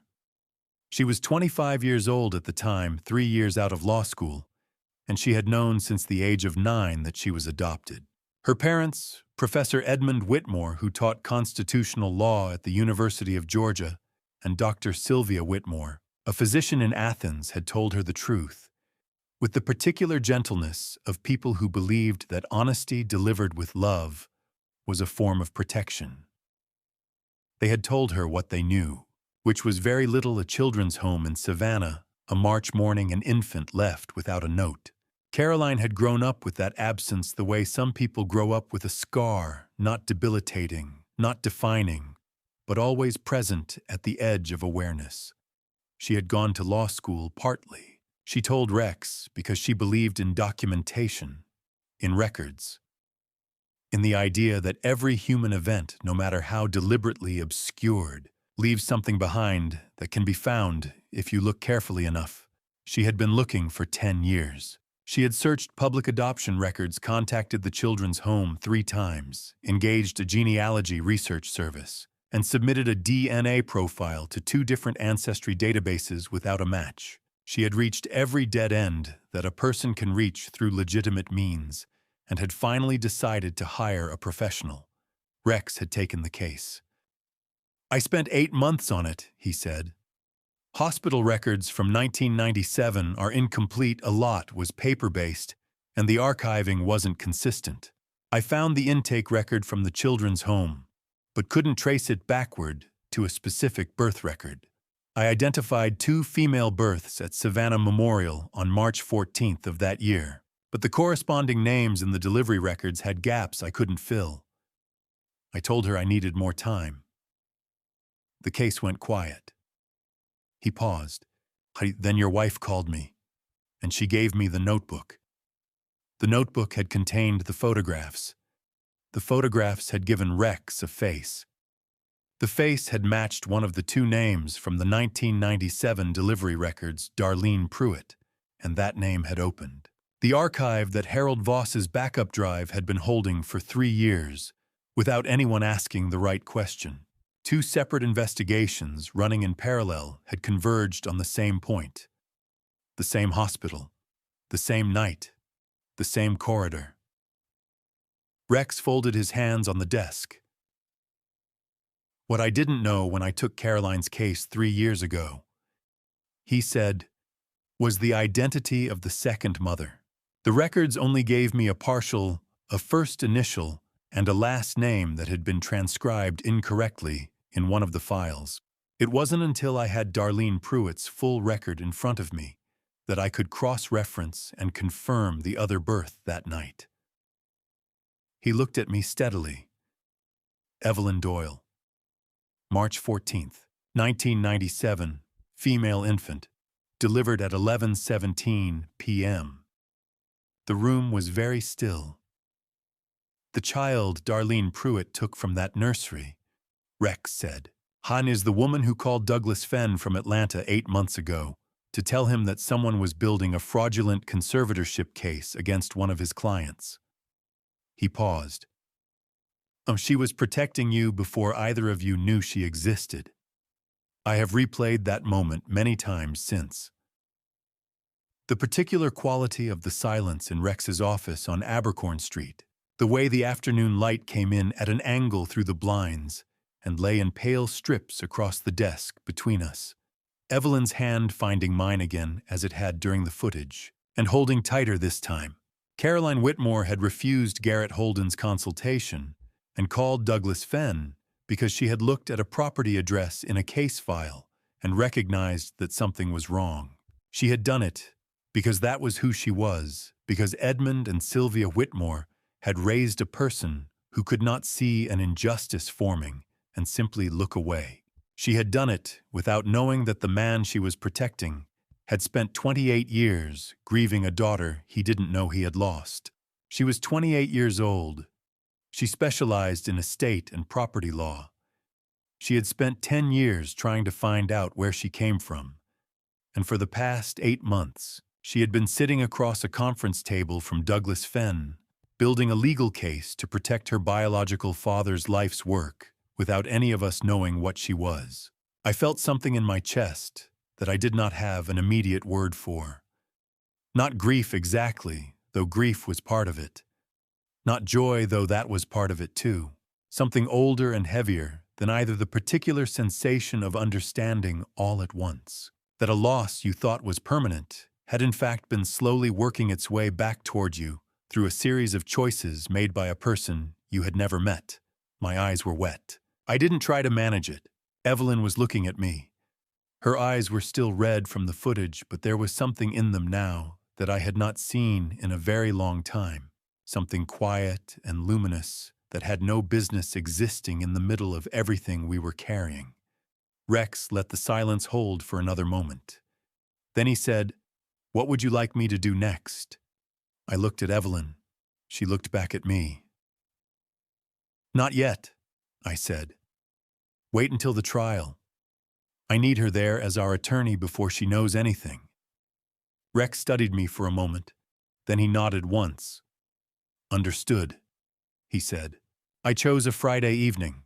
I cooked pork ribs the way Renee had loved since she was small, low heat, 3 hours. The sauce brushed on in the last 20 minutes, so the edges caramelized without burning. I opened the bottle of red wine Garrett had brought the month before, a Napa Valley Cabernet he had presented with the particular confidence of a man who considers taste to be a form of currency. I set the table carefully, the same way I had set it for every family dinner across 30 years of Friday nights. Evelyn stood at the kitchen counter while I carried the dishes out. She watched me without speaking. We had talked through the evening twice in the preceding week what I would say in what order, what I would not say. She had asked me once if I was sure. "I'm sure," I had told her. She had nodded and not asked again. Garrett and Renee arrived at 7. Garrett came in the way he always did, jacket over one-arm handshake, firm a comment about the traffic on Abercorn that he wrapped in a light laugh. He looked around the dining room, complimented the table, and poured himself a glass of the wine he had brought without waiting to be asked. Renee kissed me on the cheek at the door. Her eyes were slightly tired the way they had been for months, but she smiled when she smelled the ribs and said it reminded her of being 12 years old. "It was always your favorite," I said. "Still is," she said. We sat down. Dinner lasted an hour and 10 minutes. Garrett talked about a commercial development project on the south side of Savannah, a mixed-use property he described as the most promising opportunity he had seen in 3 years. He used words like momentum and positioning and long-term upside. He refilled his own glass twice.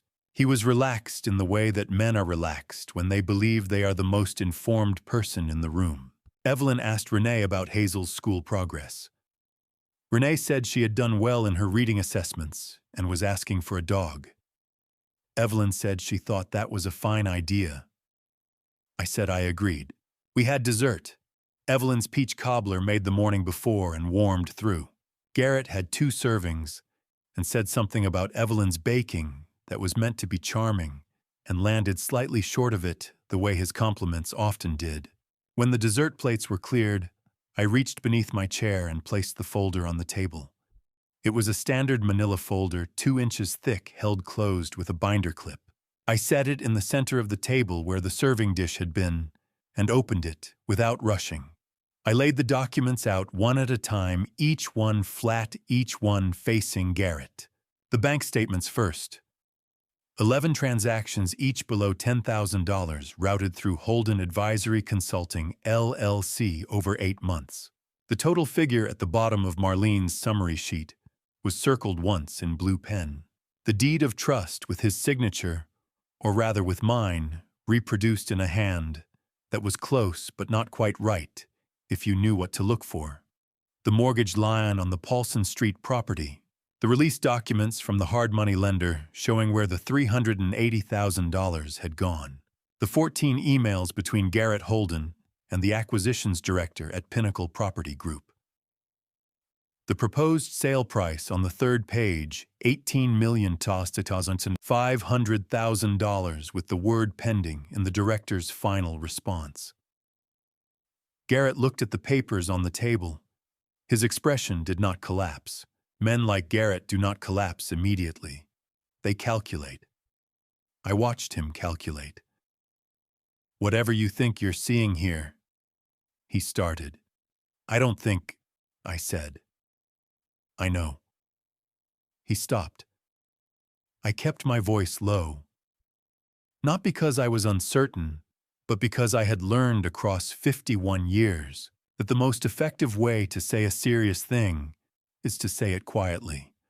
I had spent 6 weeks preparing for this conversation, and I had no interest in raising it above the volume of a dinner table. I went through each document, the LLC structure, the Delaware registration, Bryce Holden's lapsed Georgia license, and the role he had played as the nominal face of a company designed to move money without appearing to.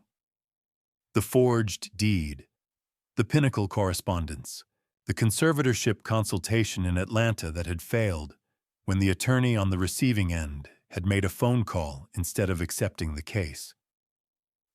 I did not mention Caroline's name.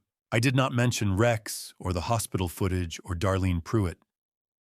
I gave him what he needed to understand that the financial architecture he had spent 2 years constructing had been fully mapped. When I finished, Garrett pushed his chair back and stood up. He put both hands on the table and looked at me with something that was not quite anger, something closer to the expression of a man who has watched a door he was counting on close permanently. "We are your family," he said. "Everything we did for our future, for Renee, for Hazel, for Nadidum. You stopped being family." I said, "The day you made me a target." The room was completely quiet. Renee had not spoken since I opened the folder. She sat very still across the table from me, her hands in her lap, her face doing something complicated and unresolved. Her eyes were wet, not the soft wetness of remorse, but the sharp, sudden wetness of a person who has just understood the full scale of what they have been part of. "Renee," I said. She looked at me. She opened her mouth once, closed it, and looked down at the table. I did not push her. There was nothing she could have said in that moment that would have changed what came next, and I was not certain she had enough of herself available to say it. Garrett straightened up. He picked up his jacket from the back of his chair. He looked at me one more time, and then he walked to the front door and hit it open with the flat of his hand, hard enough that the frame cracked at the upper corner. Renee followed him.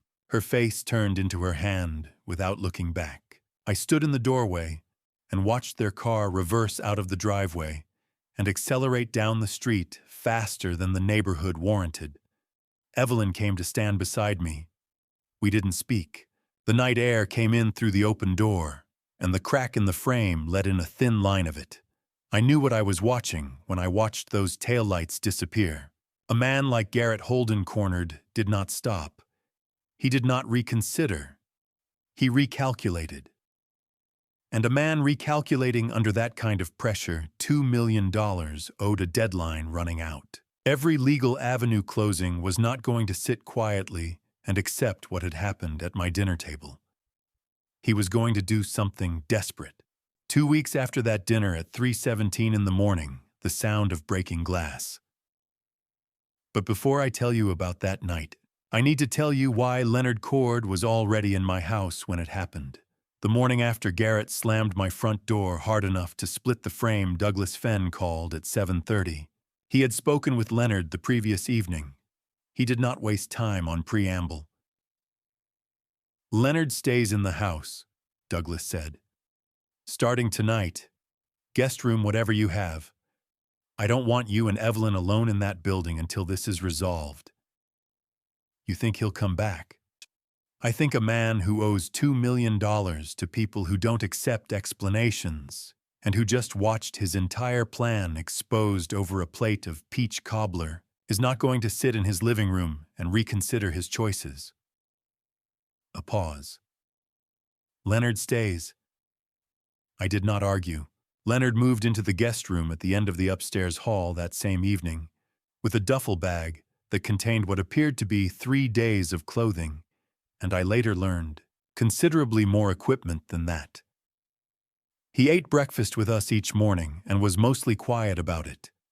He had done protective work before he did not treat it as unusual, which made it easier for Evelyn to treat it as ordinary. 10 days passed without incident. I began to wonder if Douglas had been overcautious. On the 11th night at 3:17 in the morning, I found out he had not been. The sound came from the rear of the house, the utility door off the kitchen that opened onto the back garden. A single sharp impact, then the particular sound of older glass separating from its frame in pieces rather than all at once. I was awake before the second piece hit the floor. Leonard was already in the hallway by the time I opened my bedroom door. He had his phone in his hand and was speaking in a low, flat voice that I recognized as the tone of a man giving information to a 911 dispatcher, concise, accurate, without inflection. Residential break-in in progress, 41 Habersham Street, Savannah. 2 suspects entering through the rear utility door. I am on the premises. No weapons visible yet. Send units immediately. He looked at me and held up 4 fingers. 4 minutes, he mouthed. I nodded. We moved to the top of the stairs and waited. From the landing, I could hear them below 2 sets of footsteps. The particular sound of people trying to move quietly and not entirely succeeding. Then Garrett's voice barely above a whisper. Sharp and tight. The way voices get when fear and urgency are fighting each other for control. Keep moving. Office is at the end of the hall left side. Renee's reply came lower, closer to the kitchen. There's glass on the floor, Garrett. I almost... Watch where you step. Just watch where you step and keep going. A pause. Then Renee again, quieter. What if he wakes up? He won't hear anything if you stop talking. Garrett. The deed folder. Blue tab on the left side of the bottom drawer. Get that and nothing else.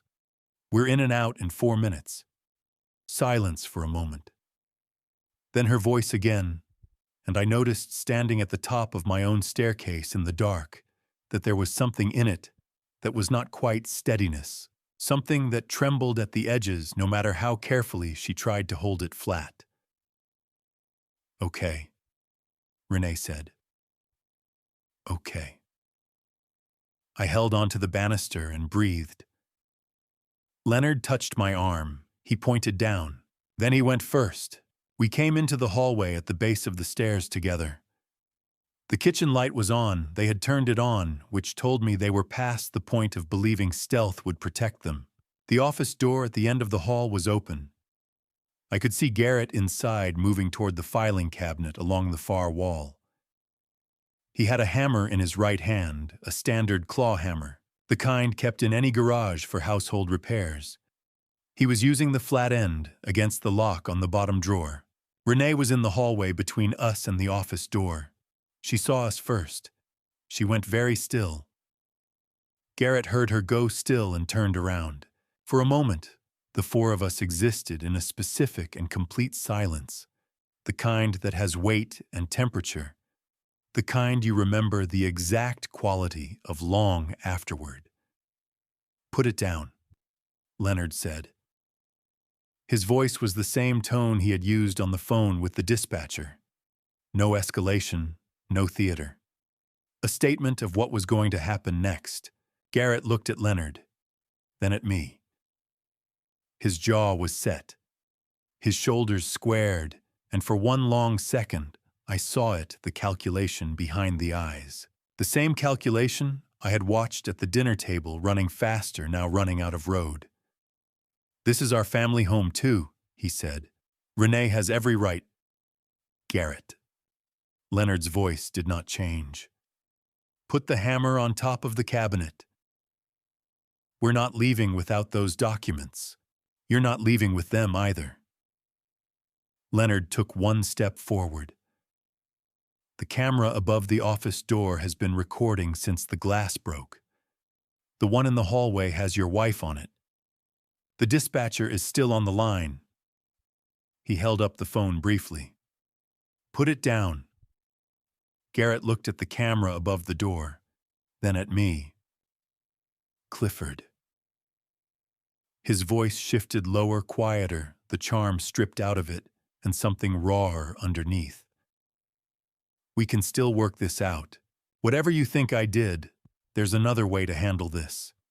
There doesn't have to be. There's a patrol car 2 minutes out, I said. Put the hammer down. He set it on top of the filing cabinet. In the distance and then less distant, and then immediately outside the sound of sirens, Detective Roy Sams arrived with 2 patrol units 4 minutes and 18 seconds after Leonard's call, a detail I know, because Leonard had kept the line open and the dispatcher had logged it. Sams was a 15-year veteran of the Savannah Police Department, a compact and deliberate man who had worked property crime and financial fraud before moving to the detective division. He assessed the room in approximately 8 seconds and asked Leonard a single question about the sequence of events before moving to Garrett. The 14 cameras had recorded everything from the moment the rear door glass broke, every step through the kitchen, every whispered exchange in the hallway. Garrett's approach to the filing cabinet, the hammer in his hand, and the moment he set it down. Sams placed Garrett Holden under arrest for burglary and possession of a burglary tool. He placed Renee under arrest for burglary as a party to the crime. He read them their rights in the hallway of my house, while the kitchen light hummed above them and the broken glass on the utility floor caught the beam from a patrol officer's flashlight. Renee looked at me when Sams guided her toward the front door. Not at Evelyn, not at the floor. At me. I looked back at her and did not look away.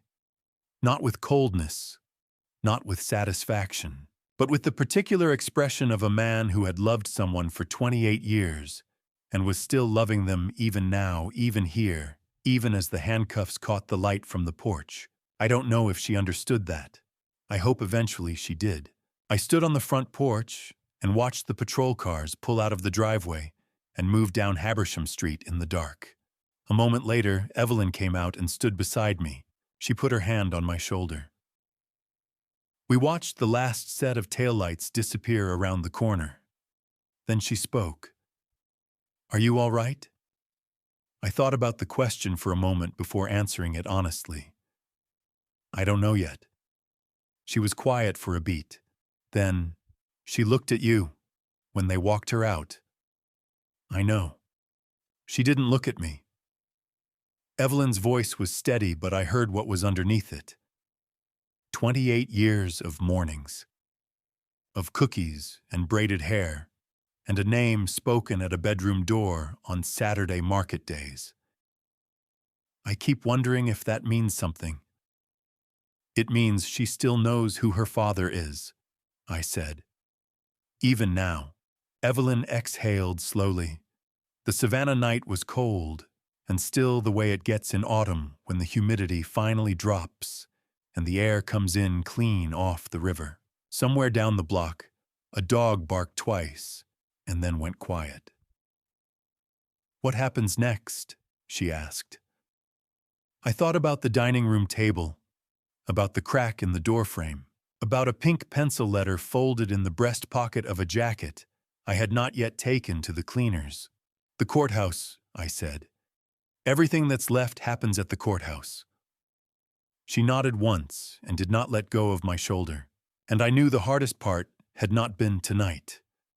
The hardest part was going to be what happened inside that courtroom, the truths that still had not been spoken, the name that had not yet been said aloud, and a young woman in Atlanta who did not yet know that the case she had been working on for 8 months was the closest she had ever come to finding where she came from.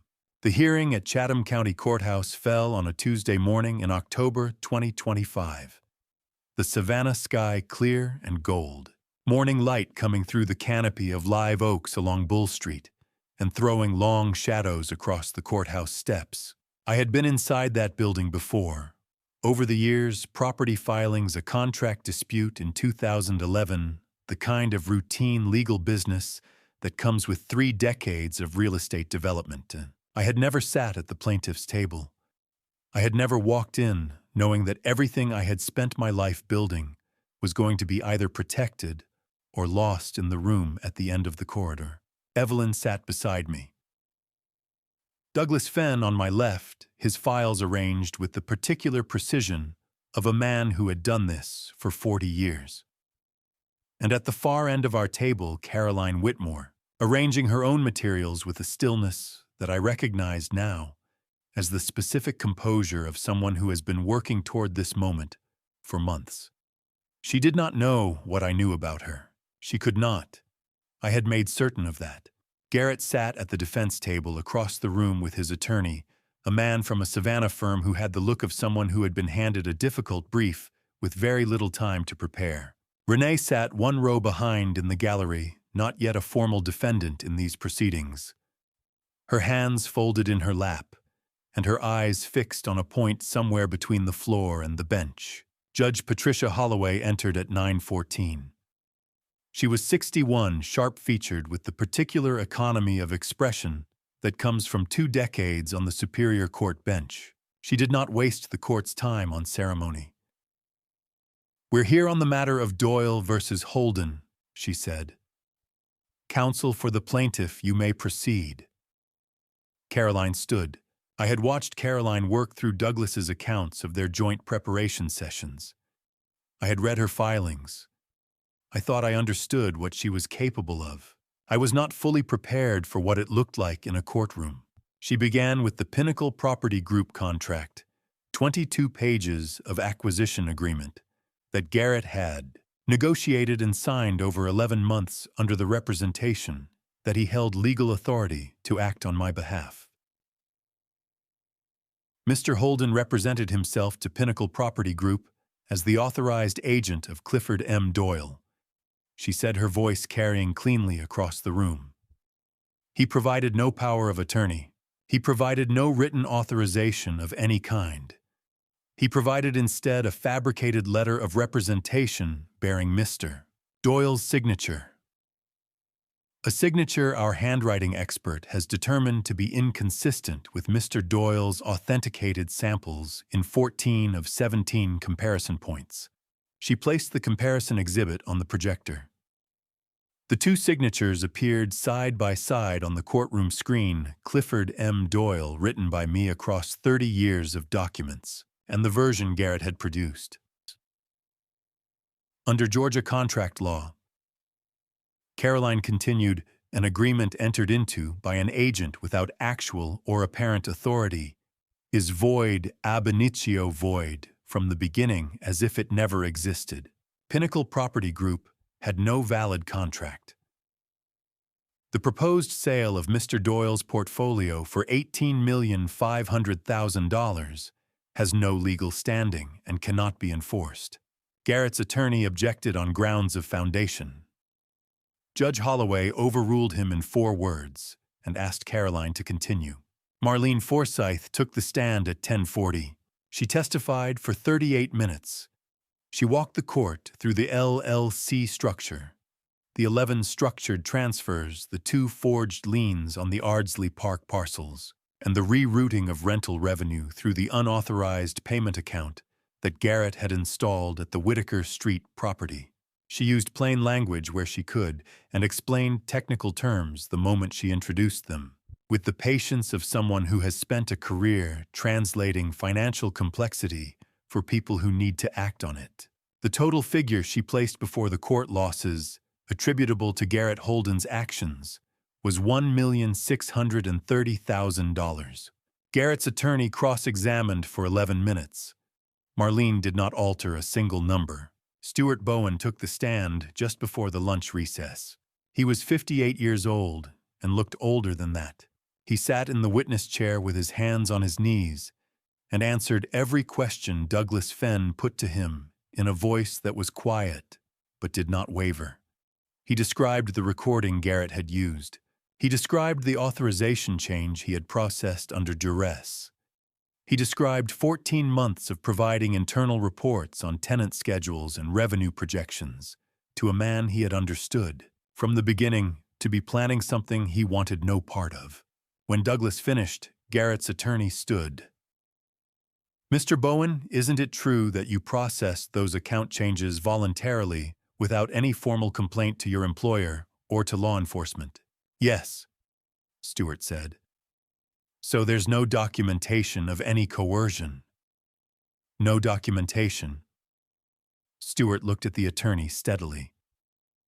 But my daughter still has the hospital bill, and Garrett Holden still paid it. The attorney sat down. Darlene Pruitt was brought into the courtroom at 2:17 in the afternoon.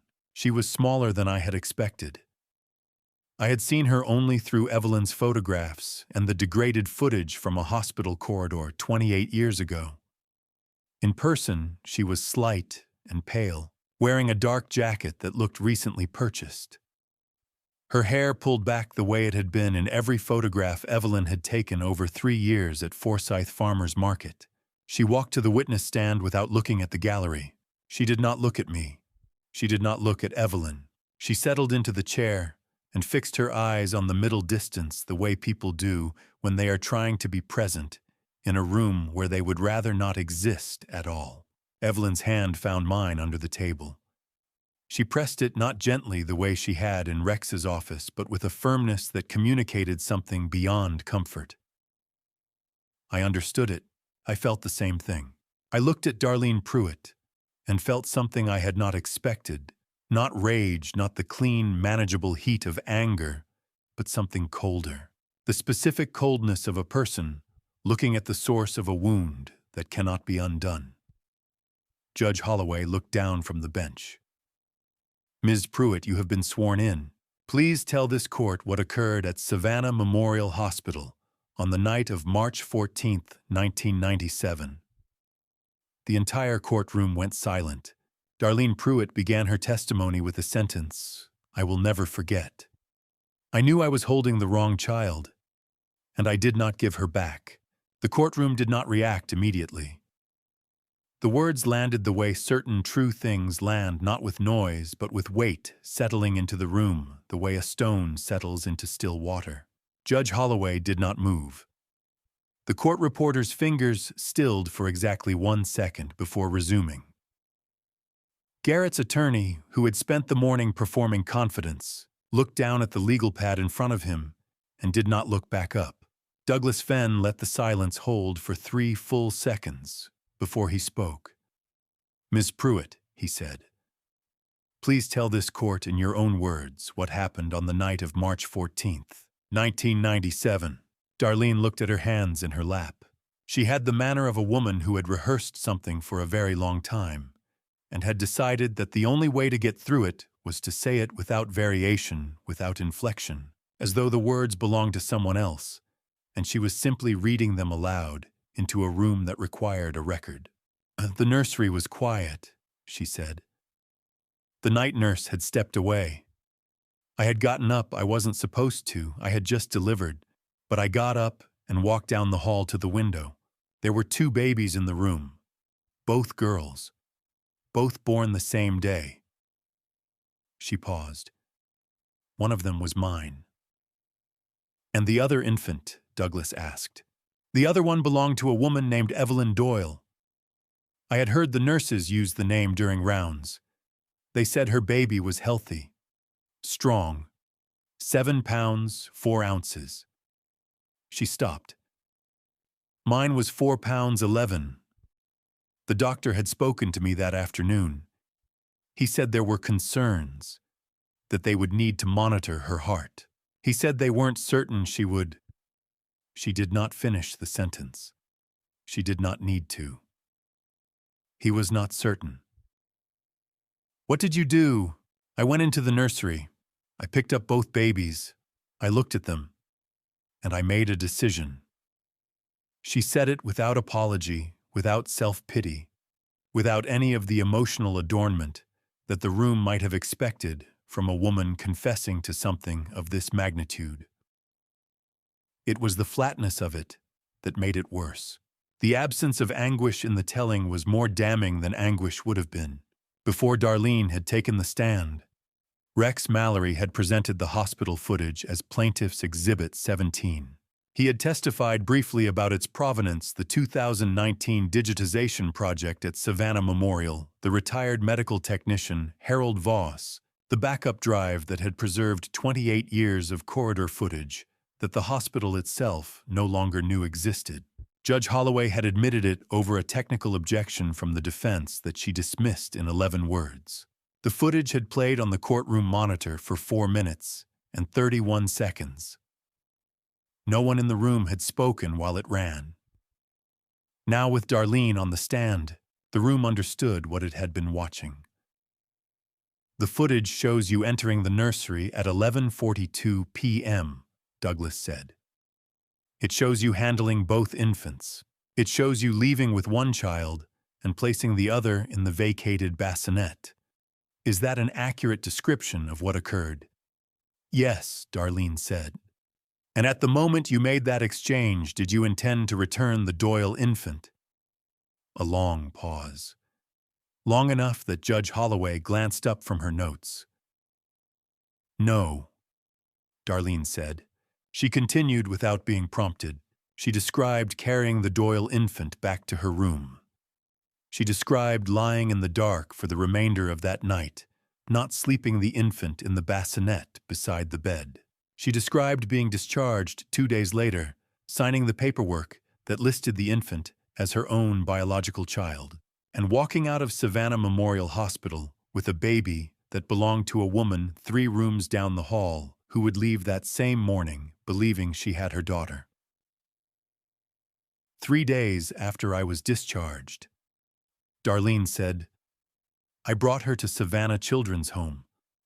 I left her at the front gate before anyone came to the door.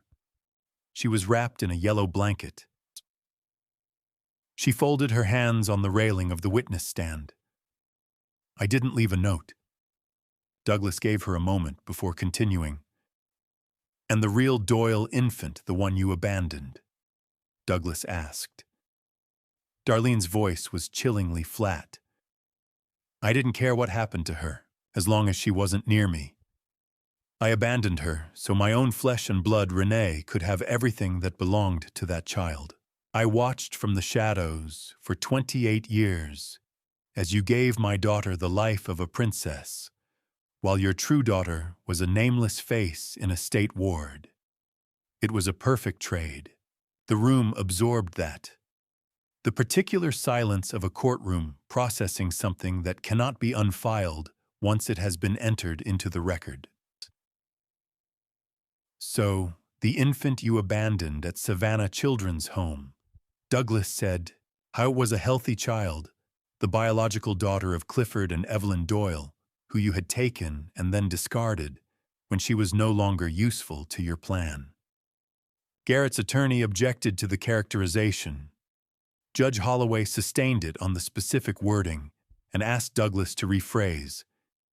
He did without losing the substance, and Darlene confirmed the restated version without visible reaction. Beside me, Evelyn had not made a sound since Darlene said the word discharged for the first time. Her hand was in mine. She had found it without looking somewhere during the nursery description, and had been holding it with a steadiness that I understood was costing her more than it appeared. Her other hand was pressed flat against the table in front of her, as though she needed the surface to be certain the room was still solid. I kept my hand around hers and said nothing. As Darlene spoke, I felt Evelyn's hand tremble violently in mine. The horror was complete. The girl we had raised, the one who had just tried to rob us, was the daughter of the woman on the stand. And our real daughter, our Caroline, had been discarded like trash by the very person who now stood smirking at us. Every birthday, every holiday we spent with Renee was a stolen moment that belonged to the girl standing at the lawyer's podium, had been carried out of that hospital in a yellow blanket and left on a cold step before dawn, healthy and without a name, and had survived. I pressed Evelyn's hand between both of mine. She did not look at me. She kept her eyes on Darlene Pruitt, and what was in them was not the soft wetness of grief. It was something harder and colder and more permanent, the expression of a woman who has looked at the source of the worst thing that ever happened to her, and found that the source is smaller than the wound. Douglas concluded his direct examination at 3:47. Darlene was cross-examined briefly by Garrett's attorney, who accomplished nothing beyond confirming what she had already said.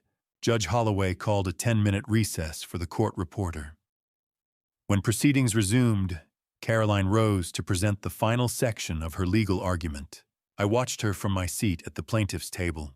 She had gathered herself during the recess with the specific efficiency of someone who has learned to compartmentalize under pressure. The Darlene testimony was in one part of her mind.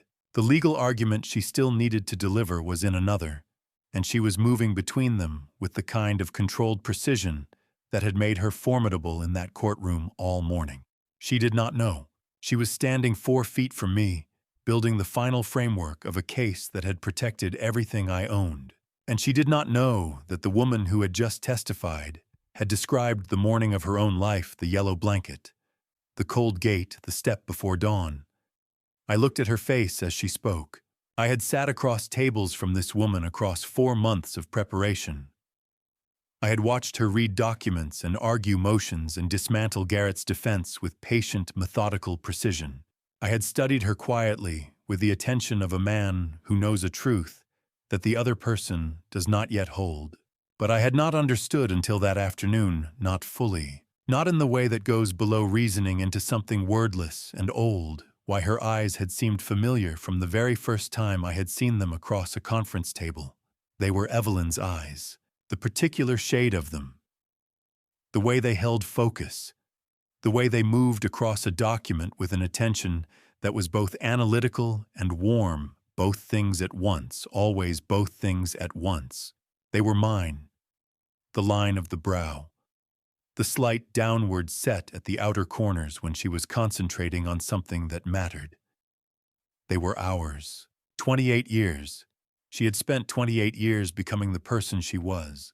In a house in Athens with a professor and a doctor who had loved her and raised her well and told her the truth about where they had found her. And she had carried the absence of us, the same way people carry absences not as a wound exactly, but as a shape, a space where something was supposed to be that she had spent 10 years trying to find.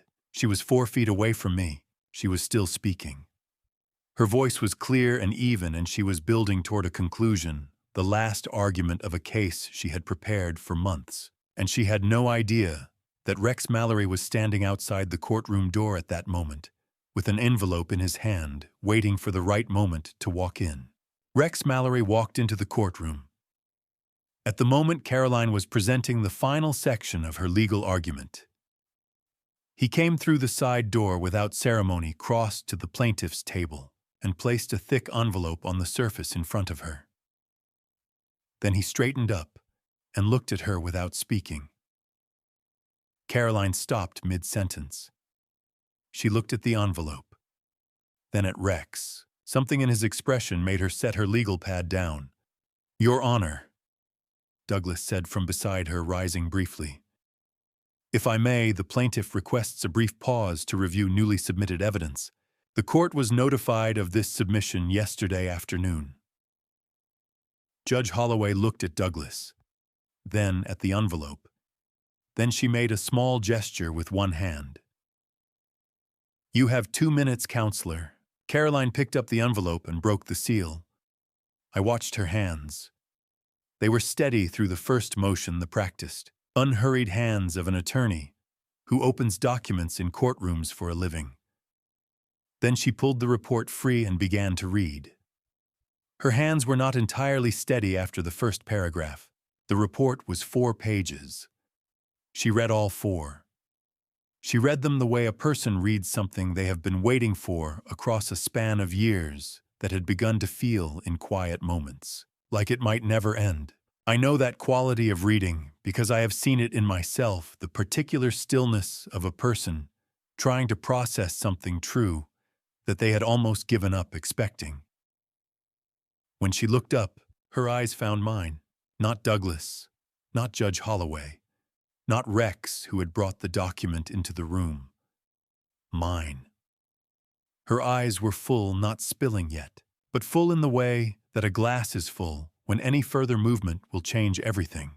and I saw in them the exact moment that the distance between who she was and where she came from collapsed into something she did not yet have a name for. "Ms. Whitmore?" Judge Holloway said, not unkindly. "Are you prepared to continue?" Caroline opened her mouth, closed it once. "Your Honor," she said, and her voice was steadier than I expected, steadier than I might have managed. The DNA analysis submitted as Plaintiff's Exhibit 19 indicates a 99.998% probability of biological parentage between Clifford Martin Doyle and Carolyn Ann Whitmore. She paused. I need a moment, Your Honor. I apologize." "Take it," Judge Holloway said, quietly, as though she was speaking to a person, not a proceeding. Evelyn did not wait. She stood from her seat in the second row of the gallery, the quiet, deliberate rise of a woman who has held something inside her body for 28 years and has simply reached the end of the capacity to hold it. And she walked forward, past the low wooden railing that separated the gallery from the council area, past the court officer who took one step toward her, and then reading the room did not take a second. She walked until she was standing in front of Caroline Whitmore. Caroline was still holding the report. She had not moved from behind the table. She was looking at Evelyn the way a person looks at something they are not sure is real, with the particular, suspended attention of someone who has been disappointed by hope before and is afraid to trust it again. Evelyn reached out and touched her face. One hand cupped along the line of her jaw, the way you hold something you are afraid to drop. "Baby," she said. Her voice broke on the word cleanly, without warning. "My baby." Caroline stood still for 1 second. 2. The report slid from her fingers onto the table. Then she made a sound, not a word, something older than words, and put both arms around Evelyn and held on. Evelyn wept. Not the controlled, managed grief I had watched her carry across the weeks and months of preparation, but the full, unguarded release of a woman whose arms had been empty of something specific for 28 years and were empty no longer. Her shoulders shook. She pressed her face into Caroline's hair. I looked for you," Evelyn said between breaths, not fully coherent. "I didn't know I was looking, but I looked for you every day." I stood up. My legs were not entirely reliable. I put one hand on the table edge for a moment, and then let go of it, because a man does not hold on to furniture at a moment like this. I stepped around the table, through the gate in the railing that the court officer had left unlatched, and I crossed the floor. My eyes were wet. My hands were not steady. I was 51 years old, and I had built 30 years of professional reputation on the quality of my composure, and I had none of it left, and I did not care. I put my arms around both of them. The three of us stood in the middle of a courtroom in Savannah, Georgia, in October, in the particular quality of silence that a room full of people produces when they have all simultaneously decided not to make a sound. Judge Patricia Holloway picked up her gavel. She brought it down once, not sharply, not with the weight of authority, but with the gentleness of a person who understands that some moments require a frame. "Court will take a 15-minute recess," she said. Her voice was, I noticed, somewhat lower than it had been all morning. When proceedings resumed, the sentencing was deliberate and without theater. Garrett Holden received 6 years in Georgia State Prison burglary in the first-degree wire fraud, mortgage fraud through forged instruments, and conspiracy to commit elder financial exploitation.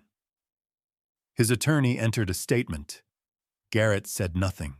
The perfect smile was gone entirely, and what remained underneath it was simply a man sitting in a chair diminished to his actual dimensions. Renee received a suspended sentence of 3 years, conditioned on full restitution of the financial losses documented by Marlene Forsyth Community Service and 2 years of supervised probation. She sat very still when Judge Holloway read the terms. She did not look at Garrett. She did not look at me. Darlene Pruitt's case was referred to a separate criminal proceeding, identity fraud, falsification of medical records, and child abandonment under Georgia law. She was escorted from the building by a sheriff's deputy. She did not speak as she left. When we walked out of the courthouse, the Savannah afternoon light hit us full in the face, the particular gold of an October sun in the low south, warm without heat, the kind of light that makes everything look like it is in the process of being preserved. Caroline walked out beside me. She had composed herself in the recess with the same discipline that had made her formidable in that courtroom all morning. But her eyes were still raw at the edges, and she held her files against her chest, the way a person holds something they need to anchor themselves to. We stood at the top of the courthouse steps. Evelyn was just behind us, talking to Douglas in a low voice. Rex stood to one side looking at the street. Caroline turned to me. "I don't know what to call you," she said. Not with confusion, with the particular honesty of someone who has learned not to reach for easy answers. "I don't know what any of this is supposed to look like yet." I looked at her. My eyes were still stinging. The Savannah light was in both of our faces. "Start with Clifford," I said. "We'll figure out the rest together." She looked at me for a long moment.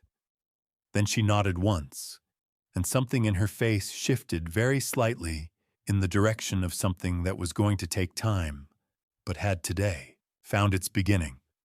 3 months after the trial, winter came to Savannah slowly and gently. In 2025, I sat on the front porch with a cup of coffee and watched Hazel chasing a squirrel across the yard.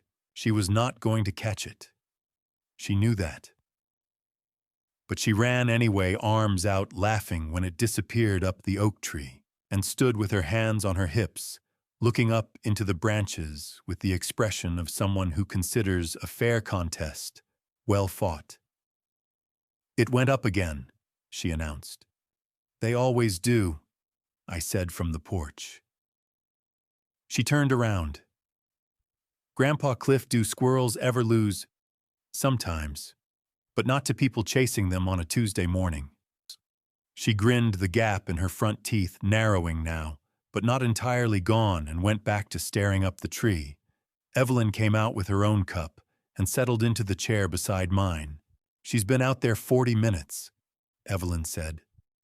"I know." She didn't ask once when she was going home. I looked at her.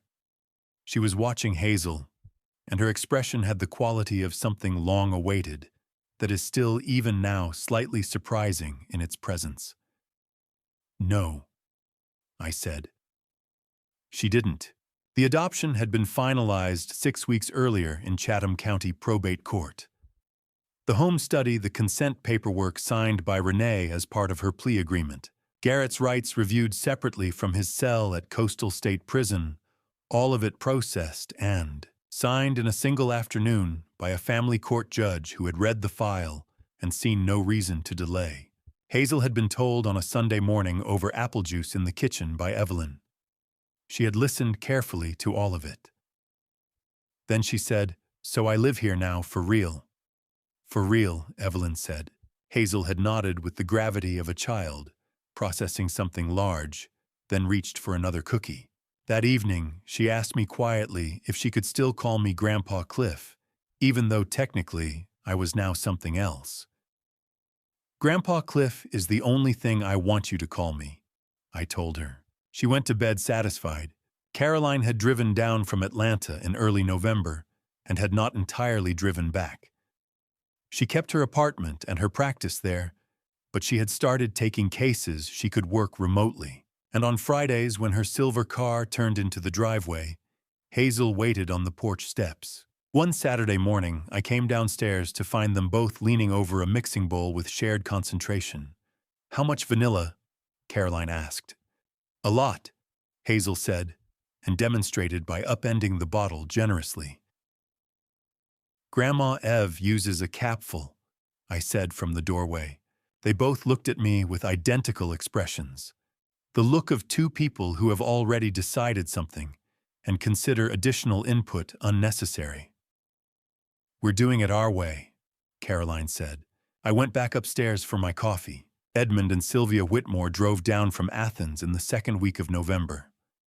Edmund was 63, silver-haired, with the careful warmth of a man who had applied the same discipline to fatherhood that he had to 40 years of teaching. Sylvia was 61, still in part-time practice. With the full attention of a good physician, Evelyn made pot roast. I opened 2 bottles of wine. We sat at the dining room table, 6 places, the good dishes, 2 sets of parents, a daughter who belonged to all of us in different ways, and 28 years of absence somewhere in the room. Edmund knew how to move through difficult territory without making it the only thing in the room. "She argued her first moot court case at 14, he said, nodding toward Caroline. "Against a 17-year-old. She won on a procedural technicality her professor hadn't taught yet. She found it in a footnote," Sylvia said. "Of course she did," Evelyn said quietly. She looked at me when she said it. We did not need to discuss where that particular quality had come from. Caroline looked at her plate, but she was smiling. Renee called on a Wednesday in early December. She asked to meet somewhere neutral. I named a coffee shop on Broughton Street I had used for business meetings for years. She was already there when I arrived, thinner than before. No jewelry, holding a black coffee in both hands without drinking it. She looked like someone who had decided at the last moment not to say most of what she had prepared. I sat down. "I'm not going to ask you to forgive me," she said. "I know what I did. I know how much of it I went along with." She looked at her cup. "I just needed you to know I'm trying. I know I can't undo it," she continued after a pause. "I just needed you to know that." "I hear you," I said. It was not forgiveness. She did not ask me to call it that, but she nodded small once, and I understood it was enough for now. When she stood to leave, I thought of her at 8 years old, handing me nails one at a time, while I built a bookshelf in the study, completely serious, as though the work mattered. I thought of her face in the October dark, when Roy Sams walked her out the front door. Both of those things were true. They would always both be true. "Take care of yourself, Renee," I said. "I'm working on it," she said. That evening I sat on the front porch. The winter air off the river was cold and clean, and the street was quiet. Evelyn came out and settled beside me without speaking, and we sat in the easy silence of 2 people who have been sitting beside each other long enough that silence between them is never empty. From the kitchen came the sound of Caroline's voice explaining something to Hazel in a tone of great patience, and then Hazel's laughter, high and sudden, the kind that arrives without warning. Evelyn put her hand on mine. "Good day?" she asked. "Yes," I said, without qualification, without reservation, which was something I had not been able to say for a very long time. The house on Habersham Street stood around us the way it always had. The property deeds were in the same drawer they had always been in the filing cabinet in the office, but tonight I was not thinking about them. I was sitting here listening to the sound of laughter from the kitchen, feeling the warmth of my wife beside me, and understanding not for the first time, but more completely than I ever had before, that the most important thing I had ever built was not real estate. It never had been. I have told you this story because I think you deserve to hear it from someone who lived it, not the version where the man is always right or always knows what to do next. I made mistakes across 51 years. I trusted too easily. I looked away when I should have looked closer. I confused the value of what I owned with the value of what I had. If this grandpa story teaches anything, it is this: the most dangerous thief is not the one who breaks your window at 3 in the morning. It is the one who sits at your dinner table and smiles while doing it. Do not be fooled by the perfect smile. Do not wait for the crisis to learn what matters. And do not underestimate the people who love you quietly, because in this family story, it was a woman with a brown notebook and a child with a pink pencil who saved everything. I am not a perfect man, but I serve a God who builds straight lines from crooked timber. The Lord did not give me back what I lost. He gave me something I did not know I was missing.